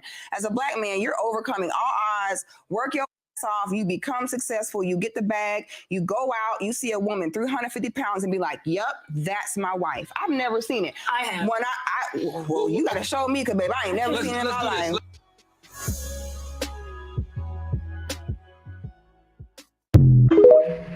Hi, ladies. So y'all heard the cope. Six the Goddess, which is a controversial figure in the manosphere, the red vitamin space, even though I don't accept women into the manosphere. I don't care how many subs you got. I don't give a fuck. You could never be manosphere, bitch. I mean, I'm not calling her a bitch, but I'm just saying women cannot be accepted in the manosphere because this is men's right, and they're always going to have that bias. But anyways, what I'm saying...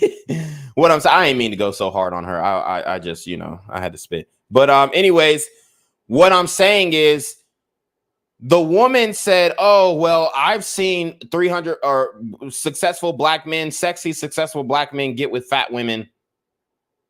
Where? The only black men that I see get with fat women are fucking broke ass niggas. Okay? Broke ass niggas. Like, very broke. Like, every time I see a black man with like a super fat woman, it'll be like a nigga sagging in a tank top with a dirty ass tank top. That's what I be seeing. Now I do know that brothers tend to date fatter women for sure if they're fat. But I'm talking about like an attractive brother with a fat woman. It's gonna be that broke man. And then the other woman, she came with the cope. I've seen it. No, the fuck you haven't. You're full of shit. You're a fucking liar. And a lot of women will lie to win arguments. That's just something that they do. But I do want to point out something that she said. She said, oh, well, I've seen some really attractive model type women who are insecure. Okay, so let's start with this precedent. Every single woman on this planet is insecure. Point blank. Every single woman on this planet yearns for the validation of men. So let's not even, every woman is insecure. Point blank. All right. There's no ifs, ands, or buts about it. You can't argue this. Every single woman on the planet is insecure about the way that she looks. Point blank, period. And everybody has, their own inner insecurities and things that they would change about themselves, right? But people who tend to internalize and externalize their insecurities are women, not men. So when women love to say, oh, you're insecure because you won't let your girl do this, or you're insecure because you don't want your girl to be posting this and that. No, you're insecure because you seek validation from social media and likes on an app to make you feel good about yourself. So that is what, women, they just can't think in a logical way to come to the conclusion that they're the ones who are actually insecure for seeking outside validation when that validation should come from internally. Now we're going to listen to a no face woman. She doesn't show her face on this video, but we're going to listen to this woman break down why weight shouldn't be a factor in dating. And she's going to basically say, well, black women don't have incentive to lose weight because black men ain't giving us incentive to lose weight. I mean, the cope is fucking ridiculous. And this is why we ain't going nowhere as a community, at least when it comes to dating within our own race, right?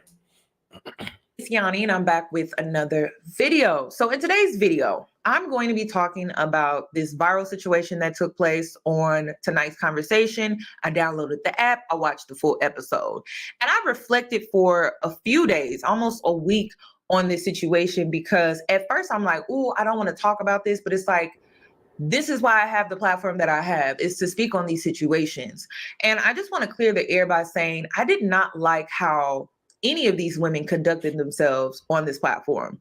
And the reason is because the whole point of this platform is to create a safe space. All right, let's speed it up. Let's go 1.25 at least playback speed. Is to have certain conversations and speak on certain topics that are uncomfortable. But if we're going to use verbiage like bitches, I think that's going to offset the safe space. So look, now she's talking about safe spaces and all this feeling shit. Bitch, get to the point. And I'm not calling her a bitch. I'm just using, bitch as a frame of reference. Guys, y'all know I'm not like directly attacking this one. I'm just saying, like, get to the point, bitch. By far. And that's what took place. So I watched the episode, and I think this is where the tension started. It started when Six referred to bigger women as fat bitches. And then from that point forward, the tension grew. Now, I'm not sure. And so you can call a woman a bad bitch, but you can't call her a fat bitch. Are you mad at the word bitch, or are you mad at the difference between the word bad and fat? What happened before the cameras were turned on to record this episode? I'm not sure what happened afterwards, but I'm sure the tension just grew from that point forward because two women felt disrespected. I'm pretty sure some of these women have moms, aunts, cousins, aunties that are bigger women, and you're sitting up here referring to them as fat bitches. Okay, and that is true. And yes, they may. You have a mom, you have a da da da da. Okay, that doesn't change the reality that yes, they might be considered a fat bitch. Now what? So now when you disarm their argument, now they have nothing to go back for. Well, you shouldn't call her that because your mama could be that, or your auntie could be that, or your grandma could be that, or your cousin could be that. Okay. And if she falls under that category, I would encourage her to lose weight. Now what? You see how their arguments just crumble in the face of real, true adversity. But most of the time when they have these conversations, no disrespect to the hosts, but the men on these panels are not that smart, honestly. They don't know any statistics about dating. They don't know any data. They can't reference any studies. They can't reference any news articles. They are not well learned on these topics. So they're just speaking from the cuff and speaking from the heart. And oftentimes the women get the better of them in these arguments and these debates because the men are not intelligent enough to just do some simple research and realize what the fuck is actually going on, when it comes to dating. Okay.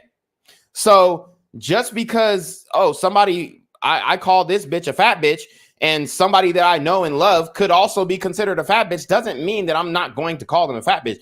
Just like these women wouldn't hesitate to call somebody a Karen, but they might have a white woman in their life that they love and adore, but they won't hesitate to call no white woman a Karen, will they? No, the fuck they won't. Now, one thing that I did not agree with was Keita and Randy referred to Six as a bitch.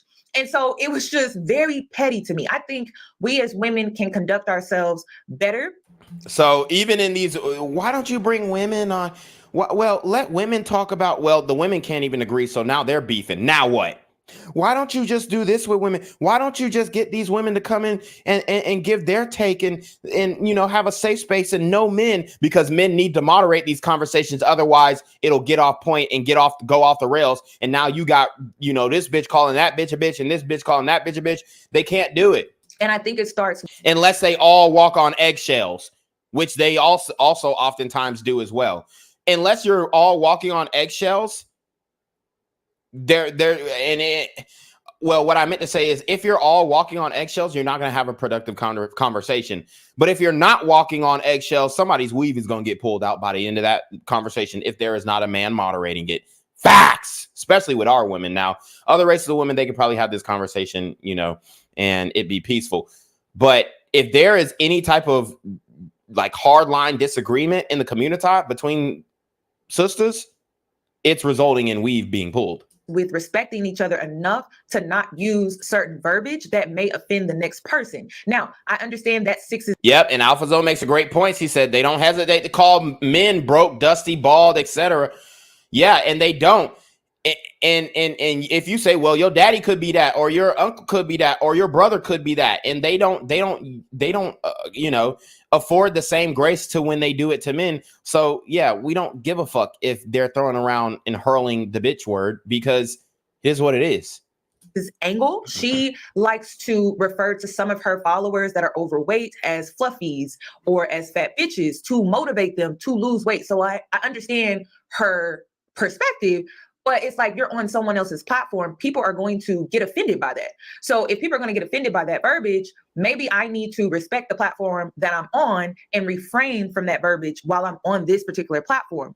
And I also think when it comes to these podcast settings, that these conversations need to be had before the episode is recorded. Like, what verbiage can I use? What language? Wow, this is crazy. I mean, obviously, yeah, you preface things, but it's crazy. Like, these women just want a complete policing of speech. It's absolutely ridiculous. So she hasn't even gotten to the fat conversation, but she was about to make the point that, what's the point of black women getting in shape if we don't have, black men to motivate us to get in shape? Well, you should be getting in shape for yourself, ma'am. But let's keep going. When it comes to bigger women, their opinions on bigger women. and it was 3 women speaking for men. And I felt like that also created a narrative that wasn't 100% honest. And I felt so now she's saying women can't speak for what men are attracted to, but then if men get on the panel and then speak for what they're attracted to, they say, oh, well, you can't speak for all men. It's bullshit. It's just constant moving the goalpost. like if we heard from the men, we would have gotten a different perspective. So Ace, he did. You would have gotten a different perspective that men say that, yeah, I'm not going to date a 350-pound woman. A lot of men, a lot of simps too, will get on the panel and say, yes, I'll date her. It don't matter. It's about her personality or her heart. And then they don't really actually understand what it means to be 350 pounds and 5'4". These same men will get on here and say, yeah, I'll date her. I don't know why it's a big deal that she heavy set. I like a little meat on the bones. And then when you see a 5'4", 350-pound woman, you don't even know what that looks like, sir. You don't even know what that looks like. You can't fathom what that looks like, especially a woman that large naked. You can't even fathom. You will not be able to see her vagina, and her ass crack will literally be, it'll be like a flat like blurb of fat, and then her ass crack will just go straight down. A lot of men who will say they'll date fat women can't even fathom a fat woman naked because it would repulse you. The only men who are dating fat women like that are men who can't get other women.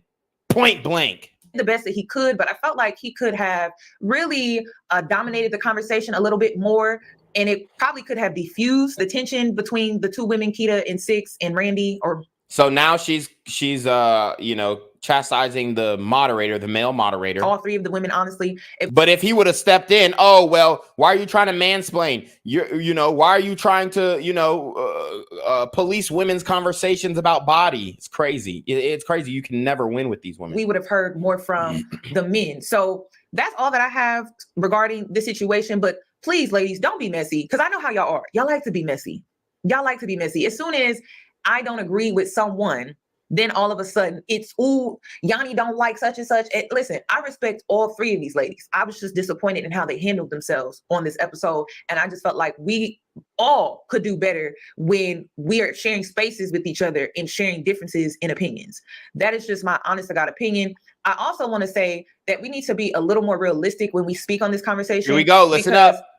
Six's angle is, I don't know a Black man that's successful who would date a bigger woman. And the average Black male makes $40,000 a year. Okay, so the average Black male makes $40,000 a year. Okay, and what does the average white male make? For one, the average Black male makes $45,000 a year, and the average white male makes like $52,000 a year. So it's not like white men are just significantly out earning Black men, right? On average, we're earning about the same, and Black men out earn Mexican men as well, at least over the table. Right now, under the table is a whole different story. I ain't gonna lie. The Hispanics are. I mean, what they're doing with the drug trade is something Black men could never do. All right. But like I said, it's not like there's a huge gap between the average income of a white man and the average income of a Black man. So if you're trying to use money to differentiate the races, it's not a good measuring stick, because it's not like we're off by much. The average Black male, I repeat, the average Black male. So I don't think Black women have a huge incentive when it comes to weight loss, honestly. So you don't have an incentive to lose weight based off of what a man does, but I thought you don't do shit for a man. So shouldn't you want to lose weight for yourself? These women have no ground to stand on. Here's the logic. Here's how the logic starts off. We don't do shit for men. We don't have to do shit for men. Okay, well, lose weight for yourself. Well, I don't got no incentive to lose weight because Black men don't make enough money to motivate me to lose weight. But I thought you just said that you don't do anything for, anybody else. You do it for yourself. And now they're stuck in the logic. Now this is where chairs start to get thrown. Now this is where fisticuffs start to get thrown. Now this is where the insults start to get hurled. And you a lame ass nigga, and you a ugly ass nigga, and ain't nobody gonna fuck with you anyway. And I couldn't even imagine somebody putting their hands on you. You a ugly ass nigga. See, that's where the conversation devolves into chaos. Okay. So her argument is black women aren't in shape because there is no financial incentive to get in shape from black men. Well, to cure that, I would say stop doing shit for black men and do it for your damn health. If we're going to take the angle and make it about men, I mean, where are they taking this? Applebee's, Chili's, Olive Garden. Applebee's, Chili's, Olive Garden. Get the fuck out of here. Get the fuck out of here. Okay, yes, those are like stereotypical dating spots from a high school perspective. And, you know, I do want to make the claim that there ain't nothing wrong with no Applebee's or Chili's to take a bitch on a date to. So don't let these hoes shame you from taking them to Applebee's and Chili's. Bitch, if you going on a date with me and I say we going to Applebee's, you're going to eat that shit and you're going to fucking like it. And no, you're not ordering an appetizer. Okay? So she's trying to say, oh, what are we getting in shape for? To go to Applebee's, to go to, you know, Chili's? For one, those aren't even healthy choices. Taking us out to get coffee. I mean, if I'm going to make it about men, I really want the incentive to be pretty worth it, you know, like worth my time. And I don't feel like when it comes to the average black male that he can come in with all of these demands and the best that he can do is take me out for coffee or take me out to Chili's. Like, okay. And that's where I want to stop it there. That's why we're not coming with demands. We're just dealing with women who are actually already in shape. I'm going to tell you right now, any black man that goes to a gym has an opportunity to date IR. If you get in shape and you go to the gym, you have an opportunity to date IR. Women love men who are in great shape. Doesn't matter your race. You're in good shape, you're going to fucking eat. I don't even care if you're ugly in the face. You'll still be able to clap cheeks. Now let's listen to what it feels like to date as a plus size black woman. I'm trying to see if the same shit's happening to you, it's happening to me. So in the last 2 or 3 days, every man that I've ever known has called me, texted me, talking about, oh, I miss you. What you been doing? Are you taken? Are you single? Yeah. Cap. And if they are, they're just trying to fuck. Oh, I have not talked to these men in forever, like months, weeks, years. Like, why are you pulling me out your ass for this? Like, what's going on in your life that you decided to go deep in your text messages, deep in your call logs to find me? Let me know if this happening, because I really think it's not me. I think it's something in the air. I think it's just like, you know, maybe it's Valentine's Day coming up. Maybe, you know, I don't know. These men getting lonely or whatever. I don't know. I don't like it. I don't like it. I don't like it. She doesn't like it, but she's got a full face of makeup, lashes on, smiling profusely, rolling her eyes and sniggling and giggling. Dude, she likes it. And it's a fucking Thug Max Alpha Simp finna fuck the shit out of her. Like, dude, are you kidding me? I guarantee one of these men fucked. You don't like it? Well, you're gonna get to learn to like it, because you over here laughing and smiling and I don't like it. I don't like it. Oh my God. Like, bro, you fuck one of them niggas. Stop capping, bro. Oh my God. Ugh. She's trying to act like she don't like, bro, get the fuck out of here. I mean, TikTok has all of this shit. Oh my God. Okay. Okay. It's funny because I'm looking at some of these. Okay. Her dating non-negotiables as a plus size black woman in Atlanta. So this is in Atlanta. These are the standards of plus size black women in Atlanta, guys. And take her standards and then go for your preference, right? Take her standards and then look at your preference and tell me you have a chance in dating. This is like, I mean, she's not cute.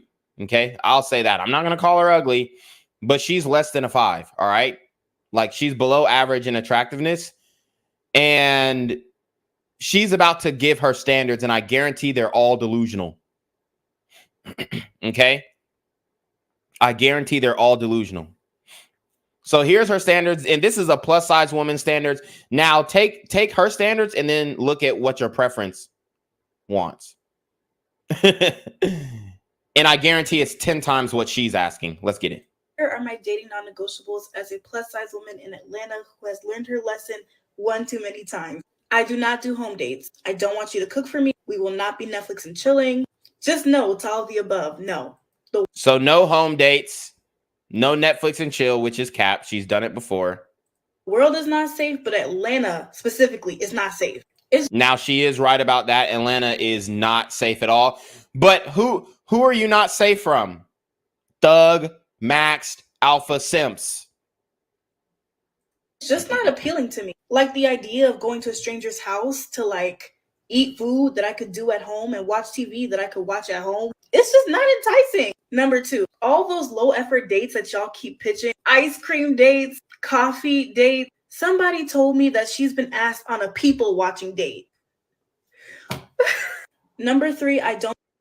So what's wrong with an ice cream date and a coffee date? Also, a people watching date. I mean, that sounds cool. That sounds like something that maybe if you're a psych major or something like that, you would take a woman up on a psych. Like they're just excluding all of the context. The guy might have saw, hey, you know, she's in psychology or whatever. She said in her fucking Bumble bio that she likes going out to picnics and people watching. And then when you pitch her the exact date that she has in her fucking dating app bio, she's like, men are weird. I don't know why you would suggest a date as people watching and going on a picnic and people watching. It's fucking bullshit. The game is rigged. The game is rigged. I don't do last minute dates. So quick story time. I used to talk to this guy and then I didn't hear from him for a couple days, but I really didn't notice because I used to talk to this guy. Code word, he fucked. I'm so busy and I was talking to other people and he hit me up out of the blue and I was fucking other people. And here's the issue. Look at her cleavage, bro. For one, it looks like there's a scar near where her cleavage starts. For 2, discoloration in her breast. That shows you that she probably has a lot of excess skin. And she's over here asking for what? It's like, I have 2 tickets to this concert and it's tomorrow night. No. Like, to me, those last minute dates are so insulting. Bruh, he got tickets to a concert. He was trying to be spontaneous. Last minute dates are insulting, but they want you to be spontaneous.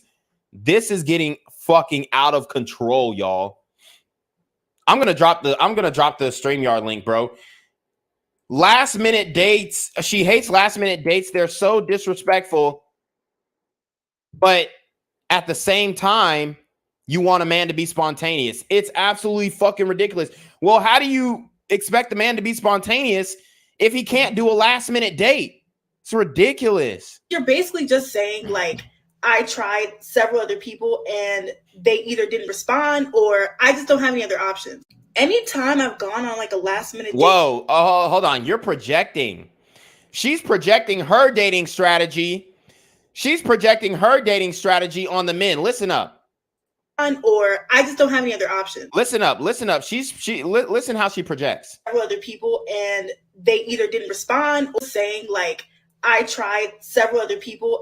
So she's saying that a last minute date means he tried several other people. And they either didn't respond or I just don't have any other options. And they didn't respond and she doesn't have it or he doesn't have any other options. Well, if he's talking to you, yeah, honey, no shit, he doesn't have any other options. Let me repeat. If he's talking to you, no shit, there's no other options. You are the last result. You are the last contender. But either way, she's projecting her own dating strategy onto what the men are doing. You don't know that. What do women love to say? You don't know the whole story. And then she goes and judges a man based off of something she has no evidence of. So what I say to you, ma'am, you don't know the whole story. Anytime I've gone on like a last minute date just to go, I absolutely regretted it. You need to have a car. Full stop before I explain. I told you she was projecting. So this is your anecdotal experience. Every time I went on a last minute date, I regretted it. So you're just projecting your own personal experience onto the man's intention for hitting you up and getting last minute tickets that he probably paid a premium price for, because when you buy something last minute, right before the deadline. It's more expensive, and he invites you out to it, and you reject him because you're projecting your own dating experience on last-minute dates to him. I mean, he's asking you to a concert. What's the worst that could go wrong? A date just to go, I absolutely regretted it. You need to have a car. Full stop before I explain. Car is in the shop. If it was recently totaled, if you know, I don't know, if you're having work on it, I'm obviously not talking to you because I know somebody's going to come and try to twist it up and say, "Ooh, what if my car just got totaled?" Bro, look at the cleavage and tell me that that is appealing. It's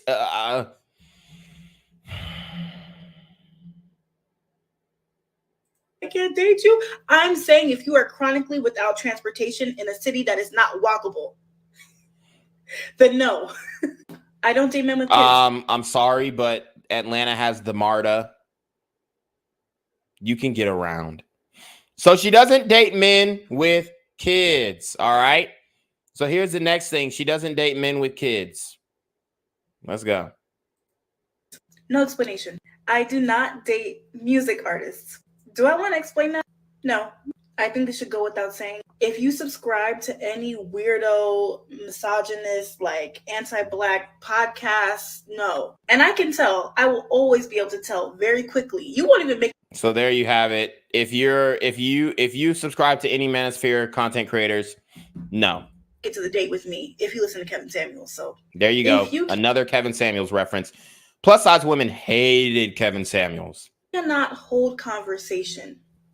I'm trying to see how I'm going to explain this. If you can't talk without referencing Twitter or TikTok or Bruh, men don't do that shit. That's fucking women. Is she a lesbian or something? Men aren't out here. Oh, guess what I saw on TikTok? Guess what I saw on Instagram? Bro, that's fucking women. No, insert social media page here. It's not going to work because if your vocabulary doesn't go past vibe and energy, there's nothing to talk about. Bruh, that's women. What? Men don't even use that verbiage. Oh, the vibe, the energy. And the only reason we do use it is because we know y'all like that shit. But duly noted, guys, listen up. Duly noted, vibe and energy is a no-go. The women have caught on. It's May of 2023 when she posted this.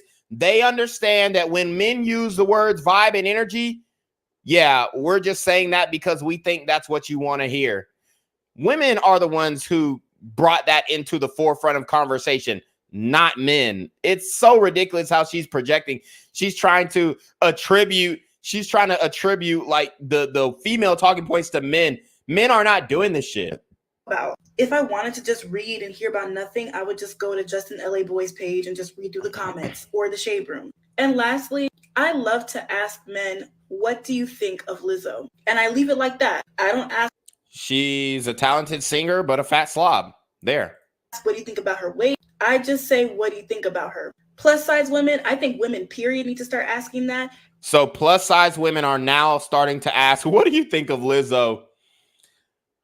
God, I mean, men, if you want to make an A on the date, I'll give you an answer. I'll give you the truthful answer, which I just gave you, and then I'll give you the answer to get an A on the date.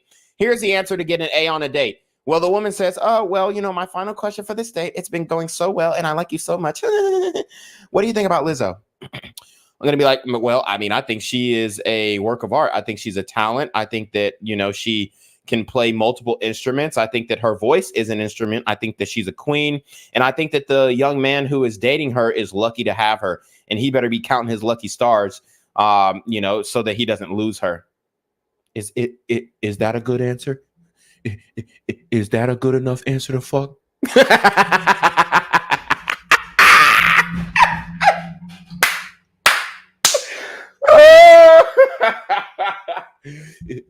Was that straight? Was that a good enough answer to get the pussy? Oh, it wasn't? Okay. This shit is fucking hilarious, y'all.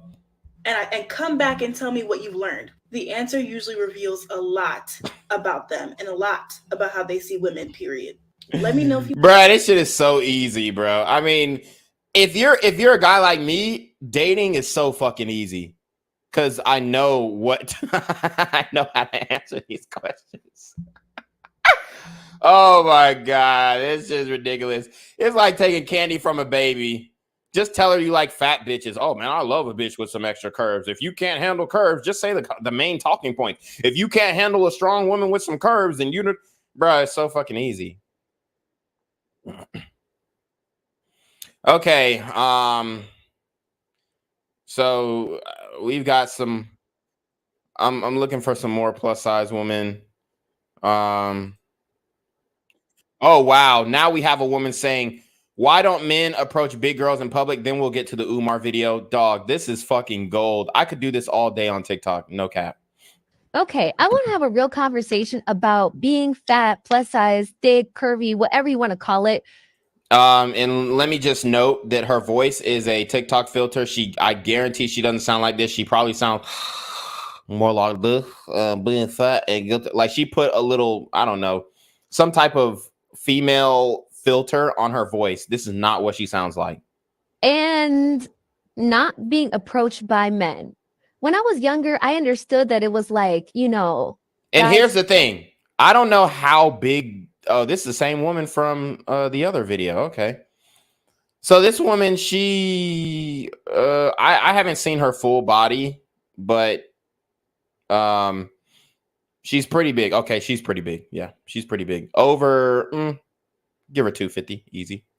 It's cared what their friends would think, and so they'll be a little bit too scared to talk to you. But I'm grown, and I date people who are also grown or should be grown. So, like, what's going on? I just can't imagine a grown man saying to another grown man, "Oh, you like her? She's fat." And if your friend, I mean, that actually does happen, dude. If I see you with a fat bitch and you're actually taking her serious, like, yeah, if you fuck her, yes, I'm gonna make fun of you. I would be like, damn, nigga, you really took that one down? Shit. I bet your dick got lost in the pussy, huh? I'm gonna make jokes, all right? But if I see you actually taking her seriously, I'm really gonna sit you down and be like, you know, bro, you can do way better, man. And you know, I think you could find a healthier woman. I mean, I'm gonna actually console you. So yes, our friends are gonna speak up. If they see you with a fat bitch, yes, they're going to dog you. This is another example of women just do not understand men. The pressure that you get from your boys, and honestly, okay, let's keep it a buck. If you're fat and you got a fat ass and your ass is bigger than your waist, men will love to have sex with you. Yes. From the back, of course. But if you're fat and then like you don't look good in clothes and you're like too wide, then men are not going to want to take you outside. So, okay, there's a line between, contrary to what women believe, there is a line between thick and fat. friend ever did that to you, I feel like you should think he's weird.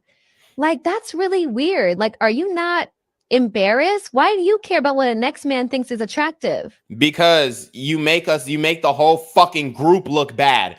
Just like women care if their girlfriends think their man is attractive. See, the double standards are crazy. Because women will say all day how they don't like their girlfriend's man. I never liked him in the first place, but you see? So why should the woman think or care what her friends think about her man, right? Well, he was exhibiting red flags. And why should the woman care? Why should she care?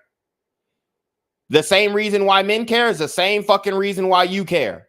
Because you make the whole group look bad.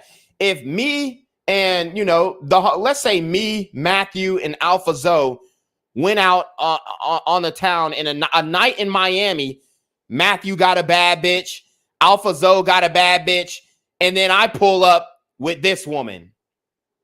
And she 250 pounds, looking like a damn boulder. Everybody else got a woman 150 pounds or less, and I'm here with a 250 pound. You make the whole group look bad. That's why.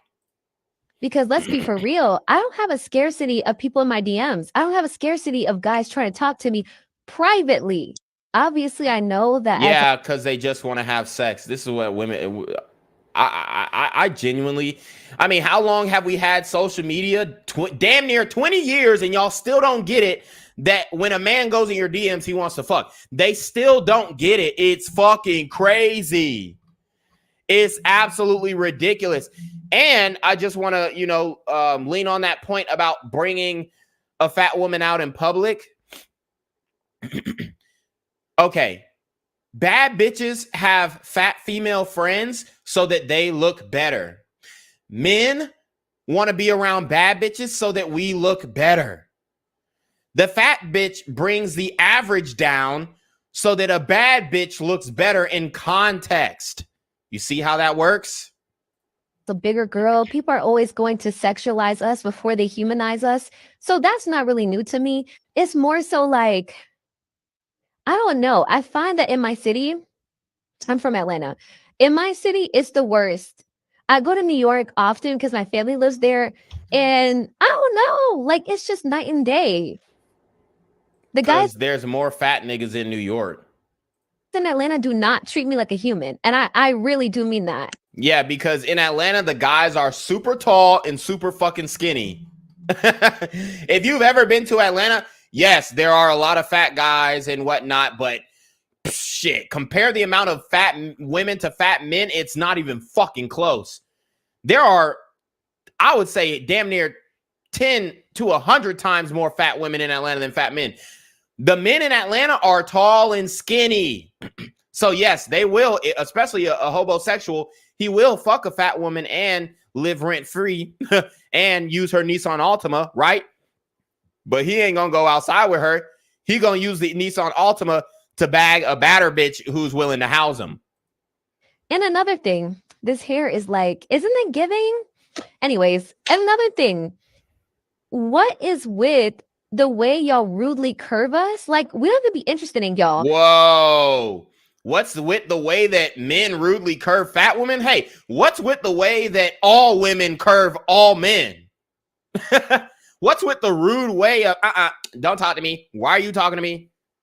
You're not tall enough. Have y'all seen that one where a woman, she's a little taller than the man and then she puts her hand over his? Oh, you're not tall enough. What about the rude ways that women reject men?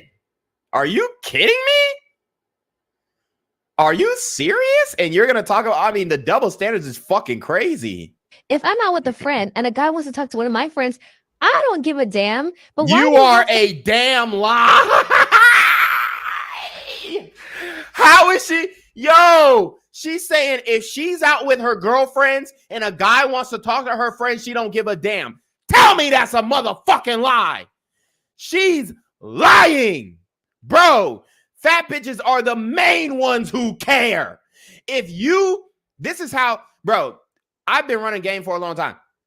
If you approach a group and it's always a couple fat bitches in the group with bad bitches, and it's usually one bad bitch to 3 fat bitch ratio. Let me repeat. In the clubs, it's usually one bad bitch to 3 fat bitches ratio. Okay? So as a man, when you go approach, you know you have to approach the fat bitches first. You have to disarm the fat bitches first. Talking about some you don't care. If I, as a man, go and go straight and approach the baddest bitch in the group, I'm going to get destroyed. That's how women work. The mother hen gonna be playing defense. You can't get over here. Where the drinks at? You ain't bringing no drinks. You can't talk to my girl. Here we go. You can't talk to my girl. The pulling guard's gonna come around and hit the B gap, clog up the B gap for a nigga. Yeah, I can't even get to the bitch. You can't go over here. You got some drinks yet? Did you get us in free? Are you a promoter? Are you a bouncer? You can't get to my girl. Are you kidding me? And she's gonna act like, and she's gonna say that she doesn't care when the bad bitches in her friend group get approached and she doesn't. Are you kidding me? I'm telling you, they lie to win arguments and gain favor on social media and in real life. Bro, there is every man. No, that's the whole point of the mother hen shit. The reason why there's a mother hen is because you're the fucking cock block. That's why they call you the mother hen. Do you get it yet? You are the cock block. The fat bitch is the cock block. We're not trying to fuck you. We're trying to fuck the bad bitch. The fat bitch is the cock block. That is a known fact in club culture. Period. I don't care where you go. Anywhere in the world, we all know that the bad bitch is the one who's a lot of times she could be more shy. A lot of times she could be more reserved. The fat bitch is the one who's playing press full court defense. It's absolutely ridiculous. And then she gonna sit up here. I don't care if you come up to one of my friends. Dude, you cannot act like you ain't been, you're not her type. You ain't even got to talk to the bitch. The bitch ain't even seen you. I know my girl and you're not his type. You're not her type. I've seen that happen before. It's happened to me. And then I go skirt, round, get to the bad bitch, and now she feeling a nigga. But then the fat bitch told me I wasn't her type. Yeah, bullshit. That bitch like dreadhead niggas with tattoos. And you knew that. But you didn't want me to get her because you think dreadhead niggas with tattoos are toxic. So let's stop the bullshit. Let's stop the bullshit. We already know you care. You are the cock block.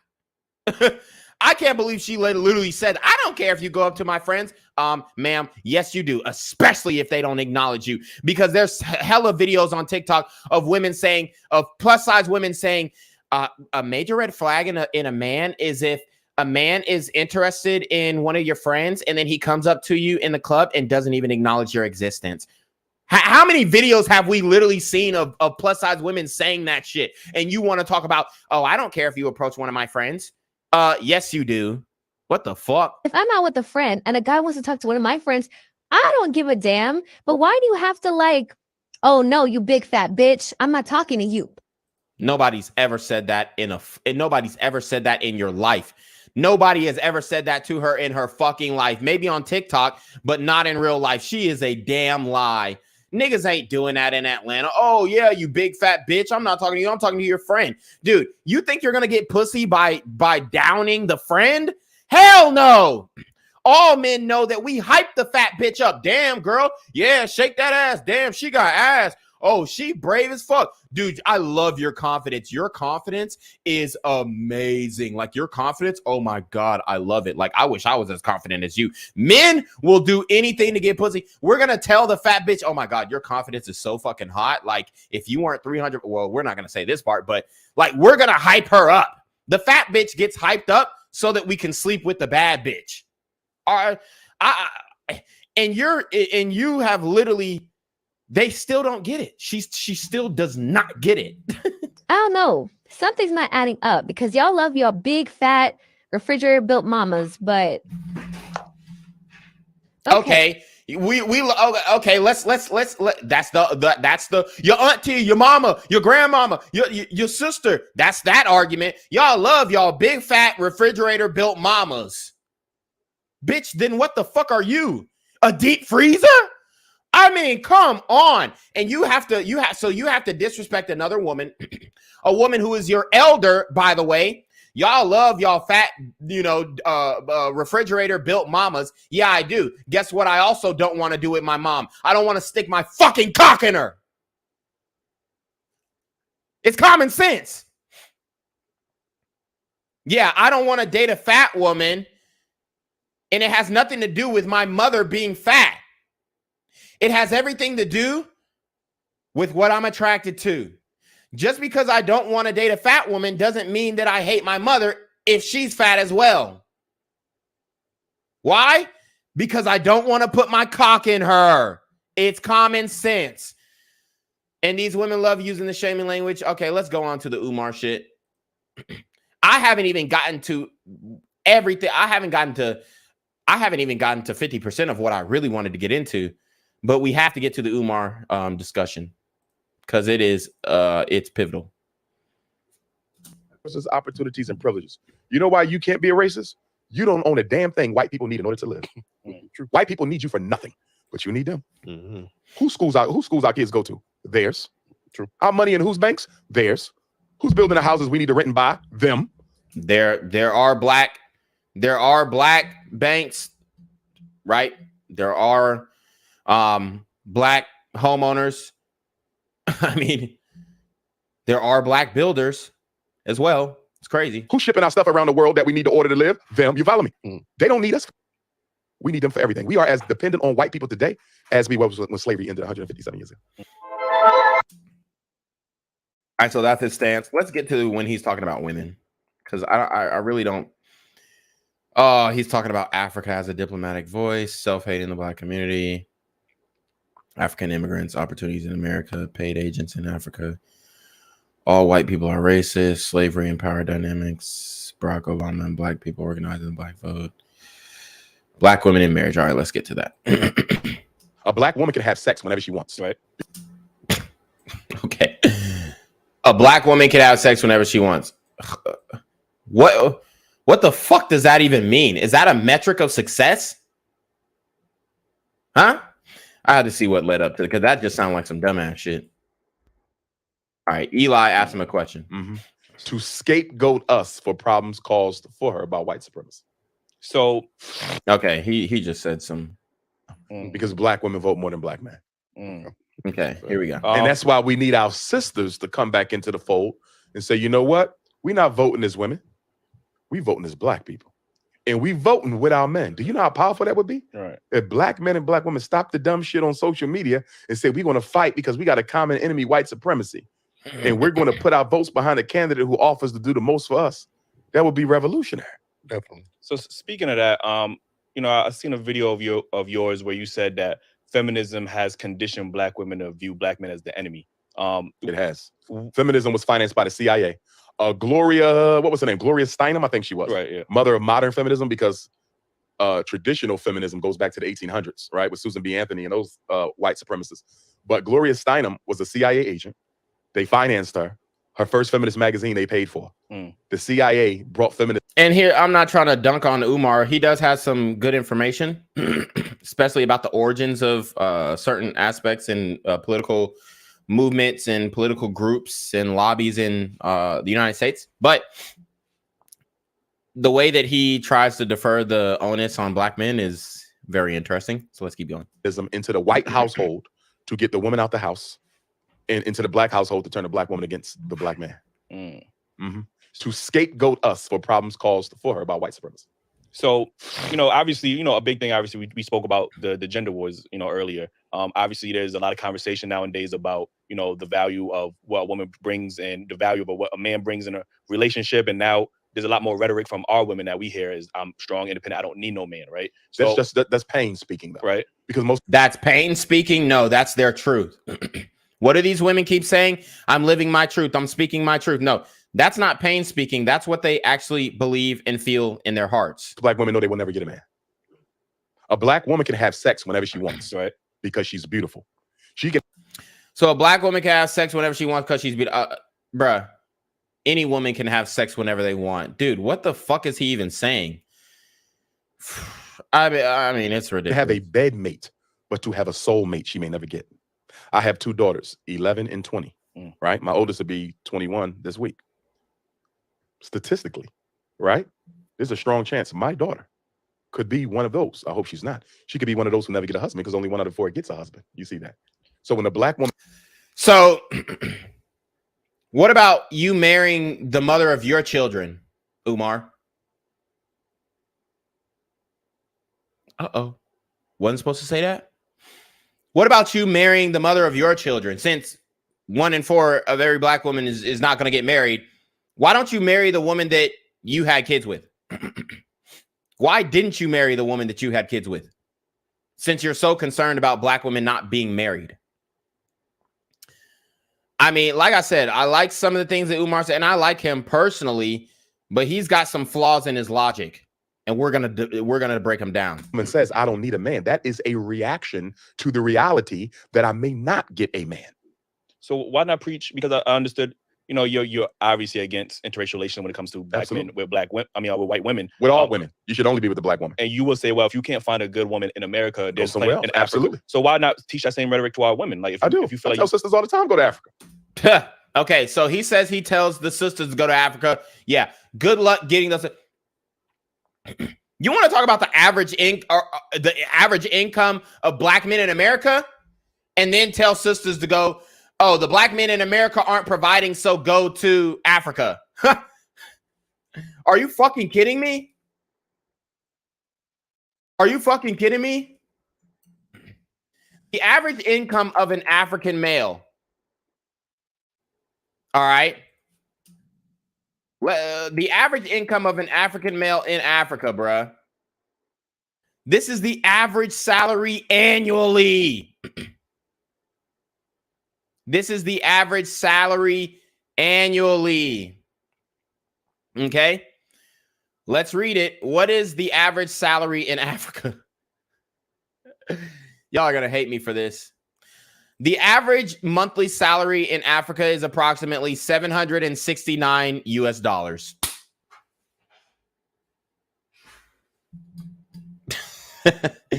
And I look, man, I've been studying Africa extensively for the past 6 months.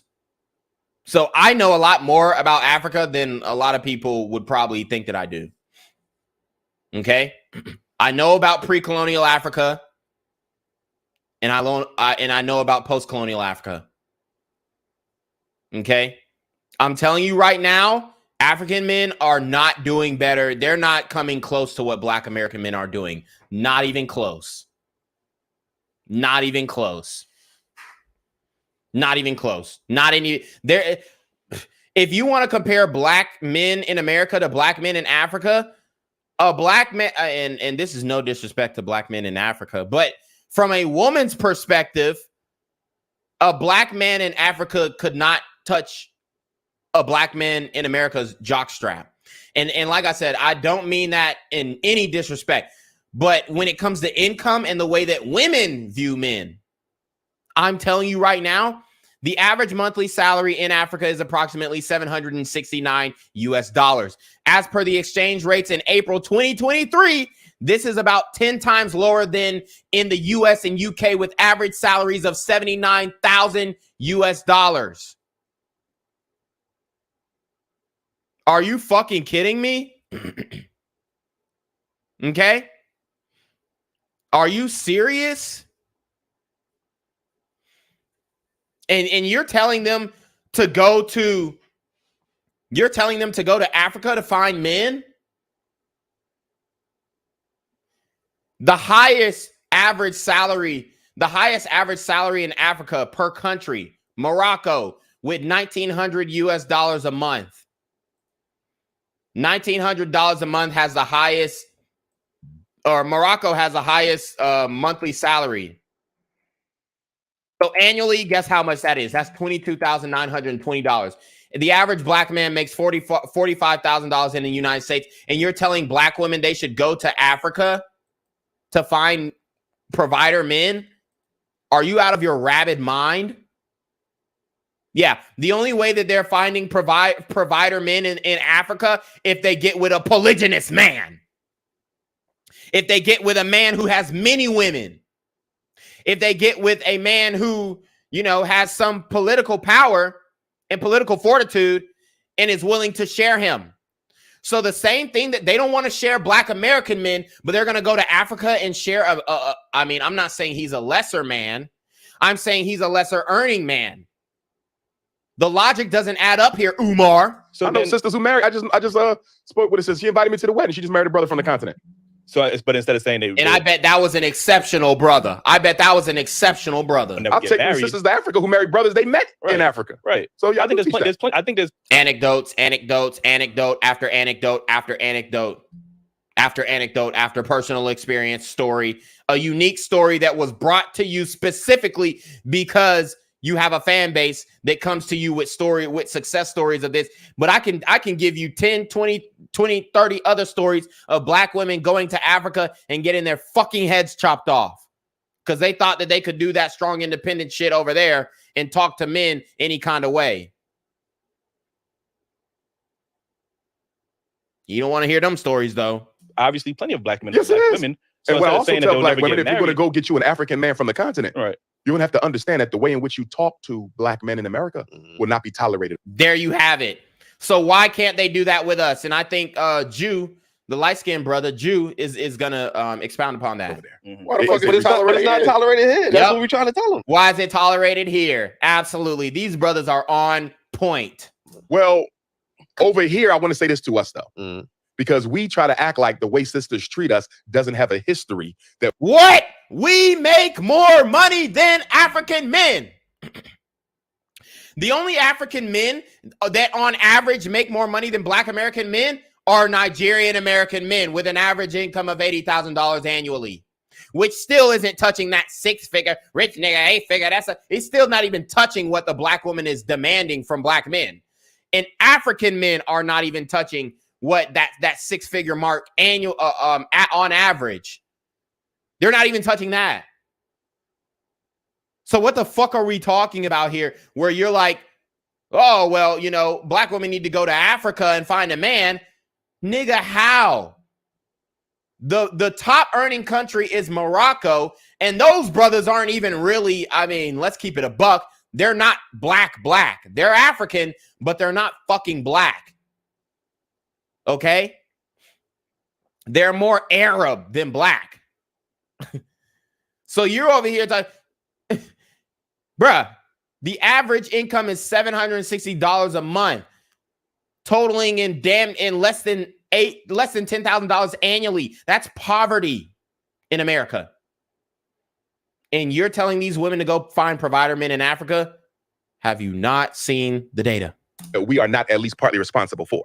Let's be honest. The Black woman has had to hold down the Black house by herself. Although imperfectly, she's had to do it by herself since the mass incarceration of Black males. No, she did it by herself since the welfare state. It has nothing. Okay, yeah, you can factor in the mass incarceration of Black men, yes. But for one, those women chose thug max alpha simps. Okay, so that's one. For two, they also chose to get welfare and government assistance over having a man, right? The women who did make that choice.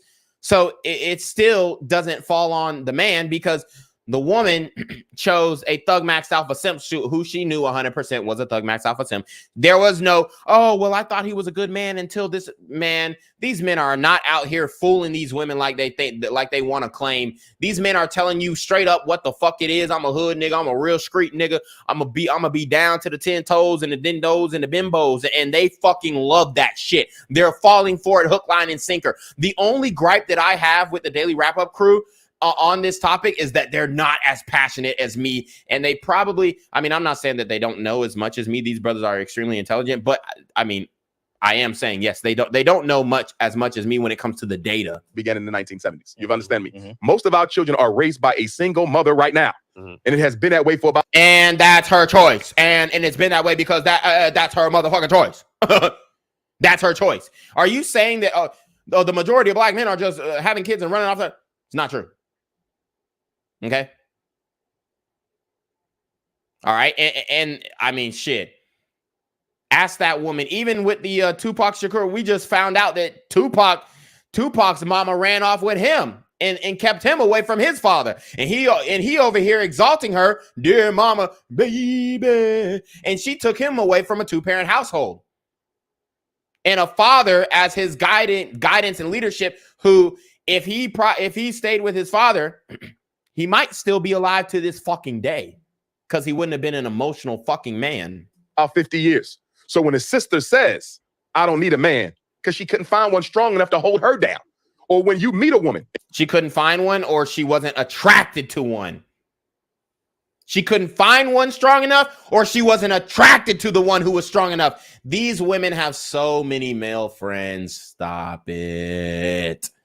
These male friends are husband material. Let me repeat. These male friends are husband material. Let me repeat. These feminist, blue pill male friends are husband material, ladies. Date those men and stop getting your heart broken. No, but you would rather get your heart broken than date those men. And that's the issue that we have. The woman would rather choose the thug maxed alpha simp than the third tier Fourth tier, Malcolm, a mildly attractive, lucrative, communicative, operational, likable man. A medium, ugly, lucrative, communicative, operational, likable man. A massively ugly, lucrative, communicative, operational, likable man. Or a BBWTDM, a busybody, well-to-do man. She would rather choose a thug max alpha simp than all three of those men who are greater. And you say, sister, I'm strong enough to be a man. You ain't got to work or you ain't got to pay the bills or whatever. Pull back. I got you. And she can't do it because all the other men before you who disappointed her. So what I'm saying is, black men, we got to be patient with our women because we created that personality. No, we created. No, we did not. Okay, stop it. We did not create their personalities, bro. They created their personalities. Yeah, and then we want to act like we didn't play a role. We have to be held accountable for their poor selection. No, you have to be held accountable. No, you have to be held accountable. Uh-oh, tripped him up. Look, he got tripped up. You have to be held accountable for their poor selection. No, you have to be held accountable. Oh, you said it. That nigga, hey. Like we didn't play a role. We have to be held accountable for their poor selection. No, you have to be held accountable. No. He flinching. No, you have to be held accountable because they have a poor selection. What? That shit made no sense. So Jew asked, we have to be held accountable for their poor selection. And then he said, no, you have to be held accountable because they have a poor selection. It's just like a play on words. Like he's just a lot of things that Umar does. And he does say some factual things, but he also says some filler things. That was filler. That was filler. No. You have to be held accountable because they have a poor selection. Instead of for, he used because. Listen, guys, the mental mind trips, the mental backflips. He used a different preposition. All right. He used a different preposition to change the meaning of the statement. Let me repeat. He used a different preposition to change the meaning of the statement. So instead of for, he used because, and now because turns it into a different statement. The mental gymnastics to avoid accountability for black women. That's what he's doing. See, what you're saying, you're selecting a poor mate. And what I'm saying is they don't have much to select one, so of course you're going to end up with a poor mate. Now that's insulting to black men in the United States. They don't have much to select from. I disagree. They do have much to select from. He just is not tatted. He just don't speak like this, and he know how to talk, and he speaks the king's English, and he doesn't sag his pants, and he wears proper clothing, and he doesn't accept his woman going outside in a bonnet and slippers, and he doesn't want a fat woman. So when you say, oh, they don't have much to select from, that's fucking bullshit. Maybe from this new generation, right? The new generation, it's getting harder, Gen Z, or anything after Gen Z, damn near. I mean, even a little bit of Gen Z, a lot of Gen Z, but it's just bullshit. And why is she going to end up with a poor mate? Because we as black men, even if we go with that narrative, there's not much that much to select from. Well, there's not that much to select from the motherland either. But you're advising her to go over to the motherland rather than, deal with black Americans when we're the best fucking shot any black woman on the planet has. Wow. And they hate to hear that, but that's the truth. We are the best shot any black woman on the entire planet has. Black American men are. And that's not even debatable. It's not even debatable. Are not raising black boys to be the men that our women need. The women are raising the boys. Run it back. He doesn't even know what he's talking about at this point. And what I'm saying is they don't have much to select one, so of course she's going to end up with a poor mate. And why is she going to end up with a poor mate? Because we as black men are not raising black boys to be the men that our women need. So the men aren't raising black boys. So disregard parental alienation. Disregard women using the child support system as a weapon. Disregard being divorce raped. Disregard black men paying alimony. I mean, he's saying very insulting, prejudiced things against black men in order to exalt black women. And I just think he's doing it in such bad faith. We are not. They out there killing themselves right now. What we doing about it? Those are the young men. Okay. Those are the young men. And yes, the young men are killing themselves, but guess who they were raised by? So no, I'm not going to go back to the black community to try and raise some fucking 14-year-old killer. No, I'm good on that because he already has a black soul. He's lost. It's over. This is what y'all have to understand. Y'all have to understand how to pull back too. Y'all have to understand that if a nigga is listening to NBA YoungBoy for 10 years straight, ever since he got out the womb, and he has a bloodlust to kill another black man, there is nothing you can fucking do about it. And guess who was playing that inappropriate music around her child? The fucking woman, the single mom. Single moms play violent, derogatory rap music around their kids. Single black women do. It's not even up for discussion. It's not even a question if they do or not. They do. They expose their children to YNW Melly. They expose their children to Little Durk. They expose their children to King Von. They expose their... I mean, do you want me to bring up examples? Because I will really embarrass niggas on this point if they want to refute me. There is no argument against what I'm saying. It's a fucking fact. And I would even go as far as to say, as the majority of single mothers do this. Single black mothers, absolutely. Unemployed black males, what we doing about it? Pants sagging, weed smoking, what we doing about it? Okay, leave weed out of this, my nigga. Okay, leave marijuana out of this, my nigga. It's just a plant. All right. Now let's talk about the pants sagging. Black women exalt pants sagging. They like niggas who sag their pants. They're still fucking niggas who sag their pants. They don't tell a nigga you look gay as fuck for sagging your pants. They say, ooh, that shit sexy. Nice boxers. Black men are not raising black boys to be the men our community needs. That is 100% our fault. What I'm saying is she got a right to be angry with us. She got a right to be angry with us. We have not been on our job as black men. If the men are the providers, what have we been providing for our community? I'm not speaking you individually. Yes. Because you may be a damn good father. You may be a damn good father. You may be a damn good father. But guess what? What are we doing for the community? What are we doing for the children who don't have a father? You don't think the black woman got a right to be angry? So now he is alluding to black men need to step up and raise children who are not their own kids. This argument starts to get more and more weak the more you listen to him. She's been raising 2/3 of the kids by herself for 50 years. And the minute she raised her voice, we say she's not humble enough. She had to become masculine to survive the rape, the molestation, the domestic abuse. Are you telling me you can't see how we created that? I understand. Okay, guess who were raped as well? Black men were raped. Black men were beaten way worse than black women. Way worse. And I'm not saying that black women were not beaten during slavery or even during Reconstruction. But black men bore the bulk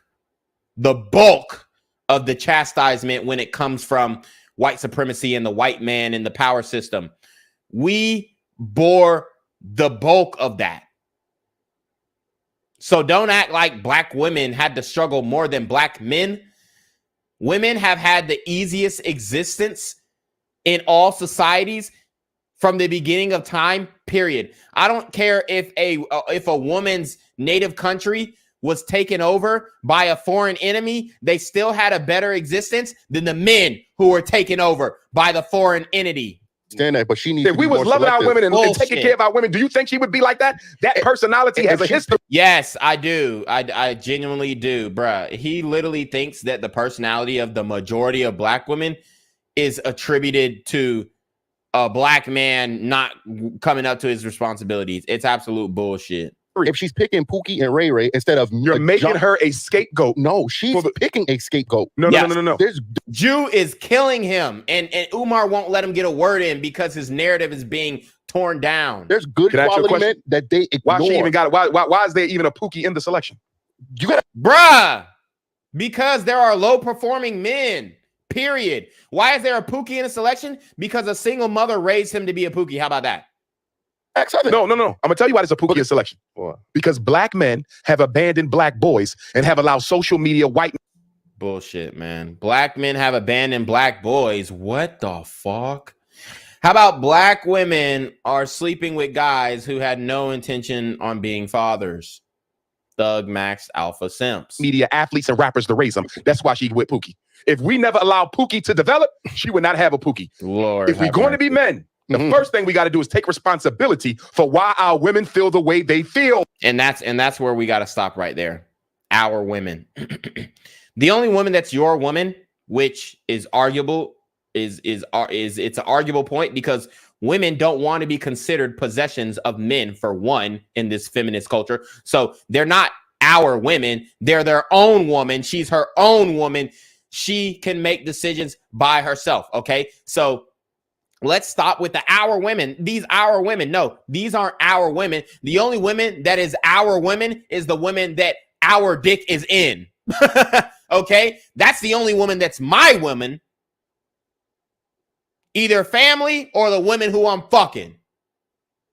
Oh, I can hear that. I'm not saying that they're right to disrespect, because even if a woman disrespects me, right? That still don't give me a right to disrespect her because she's still the queen of the community. That's bullshit. Disrespect begets disrespect. Even if she's not acting like it, I'm going to give her that respect. But when I hear brothers talk like this discourse we having now, we act like we don't understand. No, there's reasons for that shit. I do understand. Women are so valuable. You get what I'm saying? Like, I think women ground men and help them, propel to the next level. I think men get further in life with a woman, right? But if I'm a hardworking man, but I'm only looked at as resources, okay, and then she's ready to jump on Tom, Dick, and Harry because he got flash, he's shining a little bit more, his access to money is quicker than mine. It's kind of hard to have that. Well, no, one, I agree with you, but that's not all sisters. No, it's not. And if you're constantly running into that type of woman, then the problem is you, because you're attracting a certain low vibrational energy. Why not have that same energy for women? You just again, you have because we have a conversation as men. Yeah, I got plenty of interviews with all women where I check them too. Right. But as a man, you should not be concerned about what I say to them. No, as men, we should be concerned of what we're going to do to produce a better generation of black males for tomorrow. That's the only, that is where we should be focused. Women bring the choice of life, right? We understand that, right? I can't have a child unless a woman agrees. And she can't carry one if you didn't put it in her. I agree with that 100% too, right? But whether or not, if you want that child or not, she can still make that decision. It's only up to her. I'm sorry, guys. I missed that whataboutism that Umar just did. It was extremely deplorable, and it's one of the most horrific debate tactics that I've ever seen in my whole entire existence. Listen to this shit. Generation of black males for tomorrow. Look how he holds the black men accountable, but negates accountability for black women. Listen, that's the only that is where we should be focused. Women bring the choice of life, right? We understand. Let me run it back a little bit more. Kind of hard to have that. Well, no, one, I agree with you, but that's not. So Juice said, if the women are choosing the Thug Max Alpha Simps, he didn't use those terms, but he essentially says if the women are choosing Thug Max Alpha Simps, then as black men, the accountability should be held on them because they keep choosing Thug Max Alpha Simps. And I can't compete with a Thug Max Alpha Simp because, for one, I'm not going to lose my morals and my integrity and change who I am as a person just to make some bitch be impressed by me. And then listen to Umar's retort. But I'm only looked at as resources. Okay. And then she's ready to jump on Tom, Dick, and Harry because he got flash, he's shining a little bit more, his access to money is quicker than mine. It's kind of hard to have that. Well, no, one, I agree with you, but that's not all sisters. No, it's not. It's not. Okay. That's not all sisters. That's not all sisters. That's not all sisters. Bro, it's the sexy ones. It's the hot ones. It's the ones that we desire. Well, I never made the argument that it's all black women. No, it's the ones that we actually want to take seriously. And then the ones who we don't desire, who are not physically attractive, they're even worse. They're worse than the bad bitches. So imagine that. Imagine, okay, I can't get a bad bitch because I'm not Thug Max Alpha Simp. I'm not attractive enough. I'm not tall enough. I'm not skinny nigga bust down. So, okay, I can't get a bad bitch. I'm cool with that. Let me find an average woman. Okay, let me get with an average woman. She's fucking worse than the bad bitch when it comes to attitude. And she's uglier. Okay, I'm dating outside of my race. That's the only option at that point. That's the only option. That's what we're saying, Umar. You're constantly running into that type of woman, then the problem is you. So you keep running into that same type of woman. The problem's you. Now, what Eli says, well, why don't you hold that same standard of black women? They keep running into these ain't shit black men. The problem is you, woman. But no, he's going to use the whataboutism argument and the bad faith argument or the bad faith retort and say, well, nope. I mean, why are you worried about what I tell the women? Worry about what I tell the men. You hear them? It's fucking bullshit. This is why the black church, Umar, although he's not a pastor, he's a representation of the black church. Because you're attracting a certain low vibrational energy. Why not have that same energy for women? Yeah. You just again, you have because the man we have a responsible. conversation as men. Yeah. I got plenty of interviews with all women where I check them too. All right. But as a man. Now that is true. He does, but he doesn't check them hard enough, I will say. You should not be concerned about what I say to them. No, as men, we should be concerned. Actually, yes, I should, because I need to know if you're guiding them in the right direction. So yes, I should be concerned about what you say to them, because what you say to them may not be correct. Of what we're going to do to produce a better generation of black males for tomorrow. That's the only, that is where we should be focused. Well, the Daily Wrap-Up crew are doing that by hosting their podcast and having these conversations and letting black men know that you can do the same thing. And bring the choice of life, right? We understand that, right? I can't have a child unless a woman agrees. She can't carry one if you didn't put it in her. I agree with that 100% too, right? But whether or not, if you want that child or not, she can still make that decision. Yes. It's only if up you to don't her. put a seed in her, nothing else happens. Okay, so we're already past that point, Umar. She has the ultimate final say, bruh. And no woman can make you put a seed in her. So the original act was the responsibility of a man. True. I mean, all right. So did black men willingly leave the household, or was it the system that was? It was systemic. All right. So how, if we giving them grace for them having to do it without us, but it wasn't our fault, give black men we not grace. getting that same grace and that same respect? Absolutely. I'll tell you why. I'm gonna tell you why. Because black men, as the leaders of the community, now we can't be leaders. Here's the Women question aren't we got to make. accepting Here's the question. Yeah, he's absolutely right.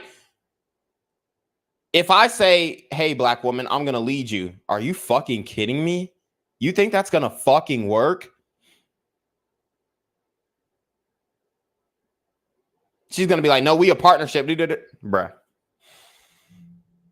You think that a black man can say to a black woman in 2023, hey, black woman, I'm going to lead you. Are you out of your fucking mind? Because the argument y'all make feeds into the feminist agenda. Okay. It's an argument that says, I don't want the responsibility. I'm a leader. I don't want to fix shit. Nobody said that. Nobody said we don't want the responsibility. We're just not concerned with everybody else. I'm concerned with my house.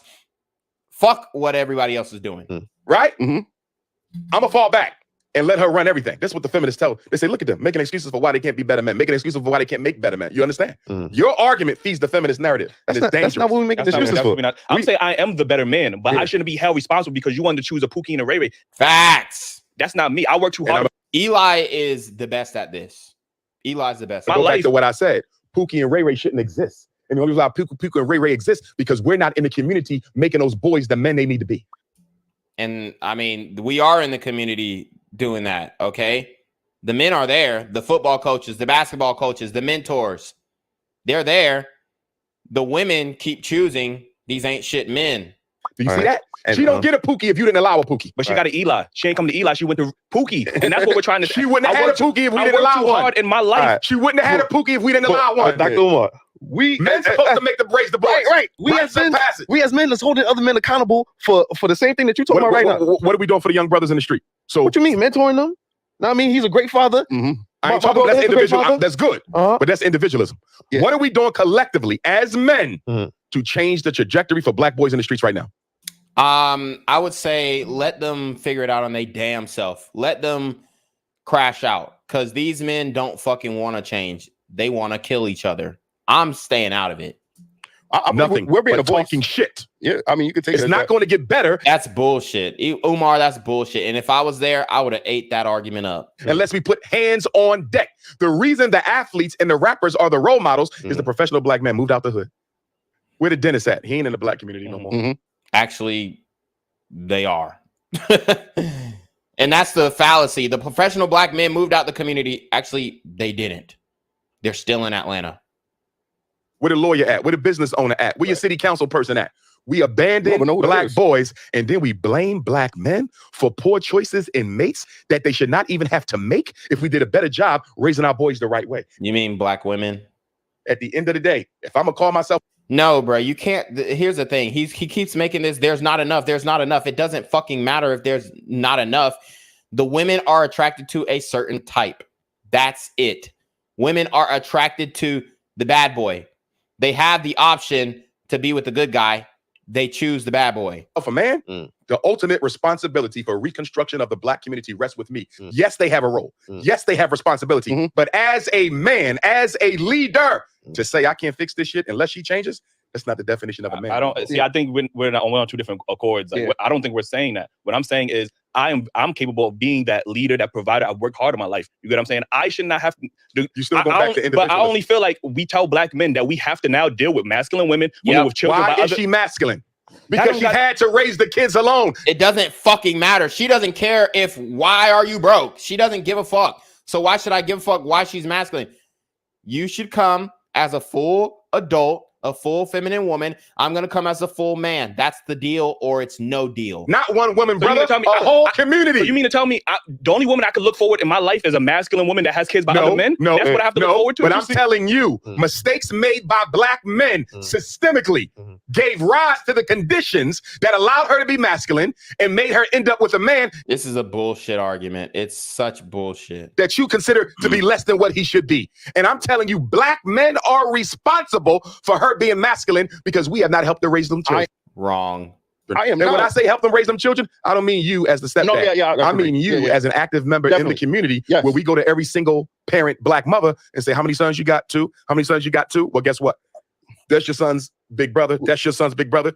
He taking him to school. He doing the homework. He gonna spend a couple hours with him every Saturday. He got his own kids too, but he gonna make time for you.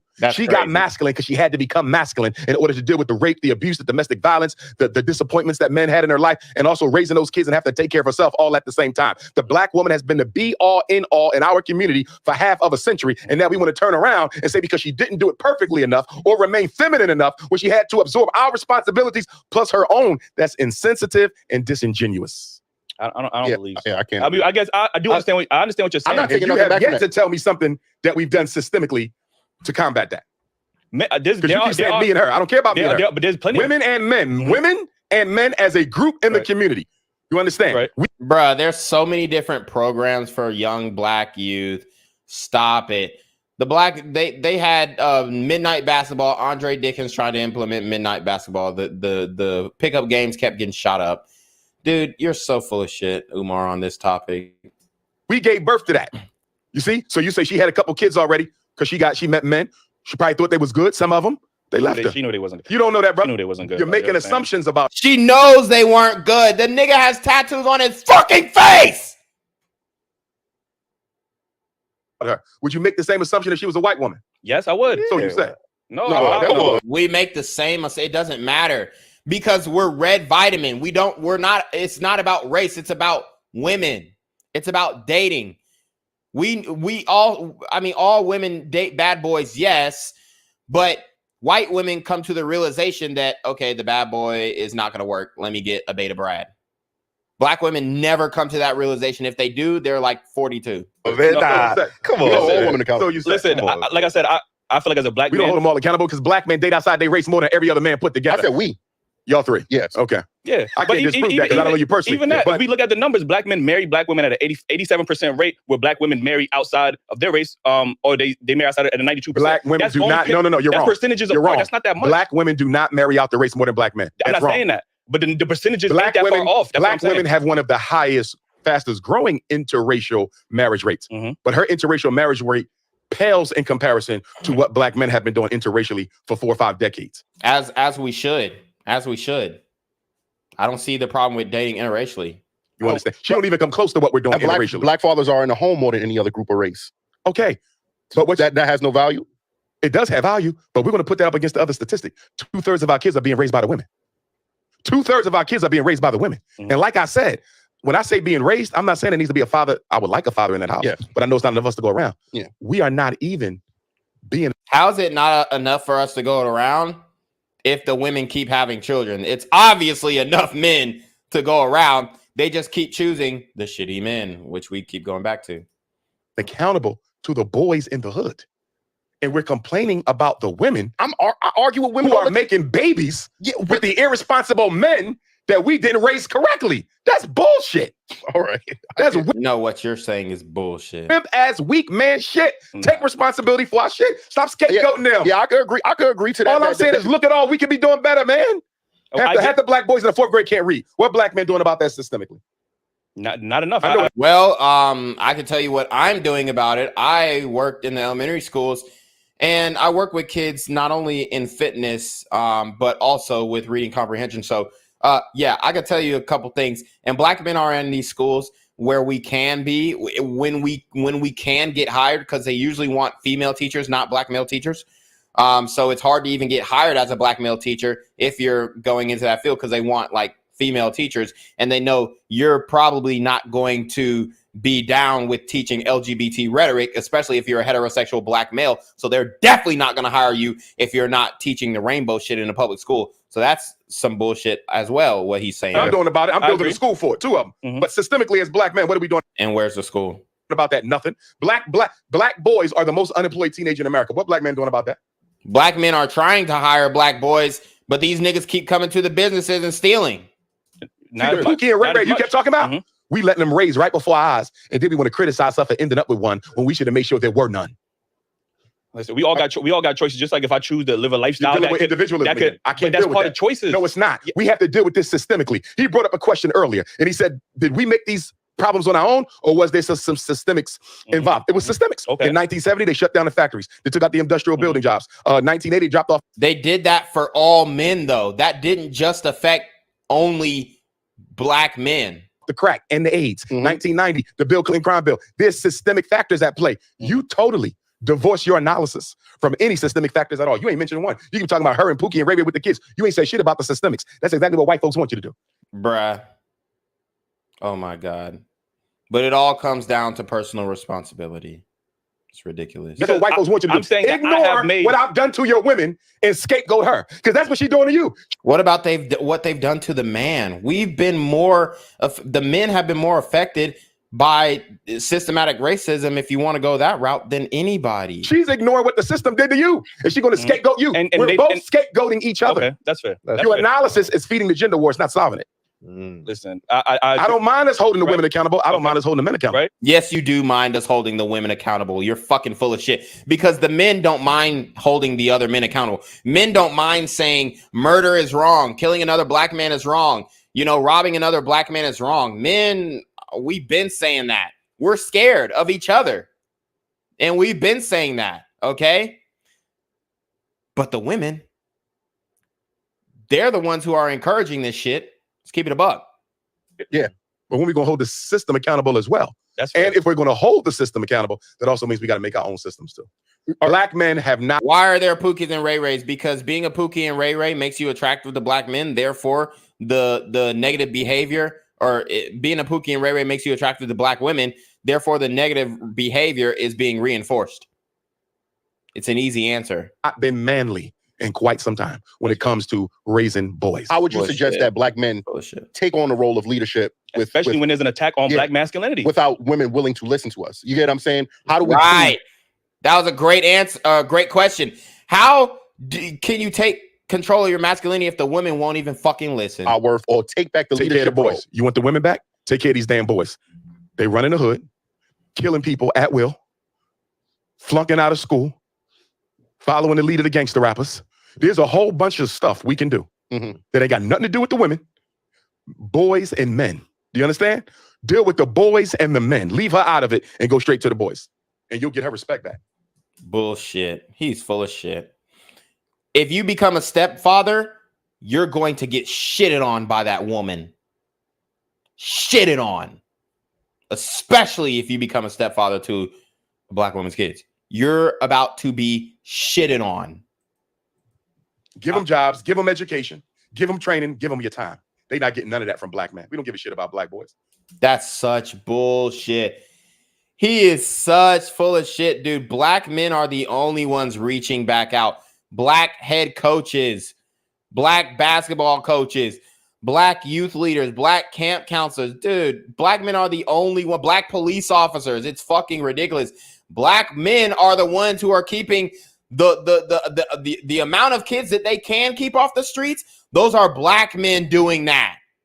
Just look at the fathers, the fathers in the school program in New Orleans. I did a story on that on Black Gen Z. No woman came and the women did that wasn't the fucking women's idea. As a matter of fact, the women were the ones who voted against it because the black men were implementing discipline on their badass kids, and they got mad that one of their kids got beat the fuck up by a grown-ass black man because that kid was being disrespectful. You cannot discipline another woman's kids.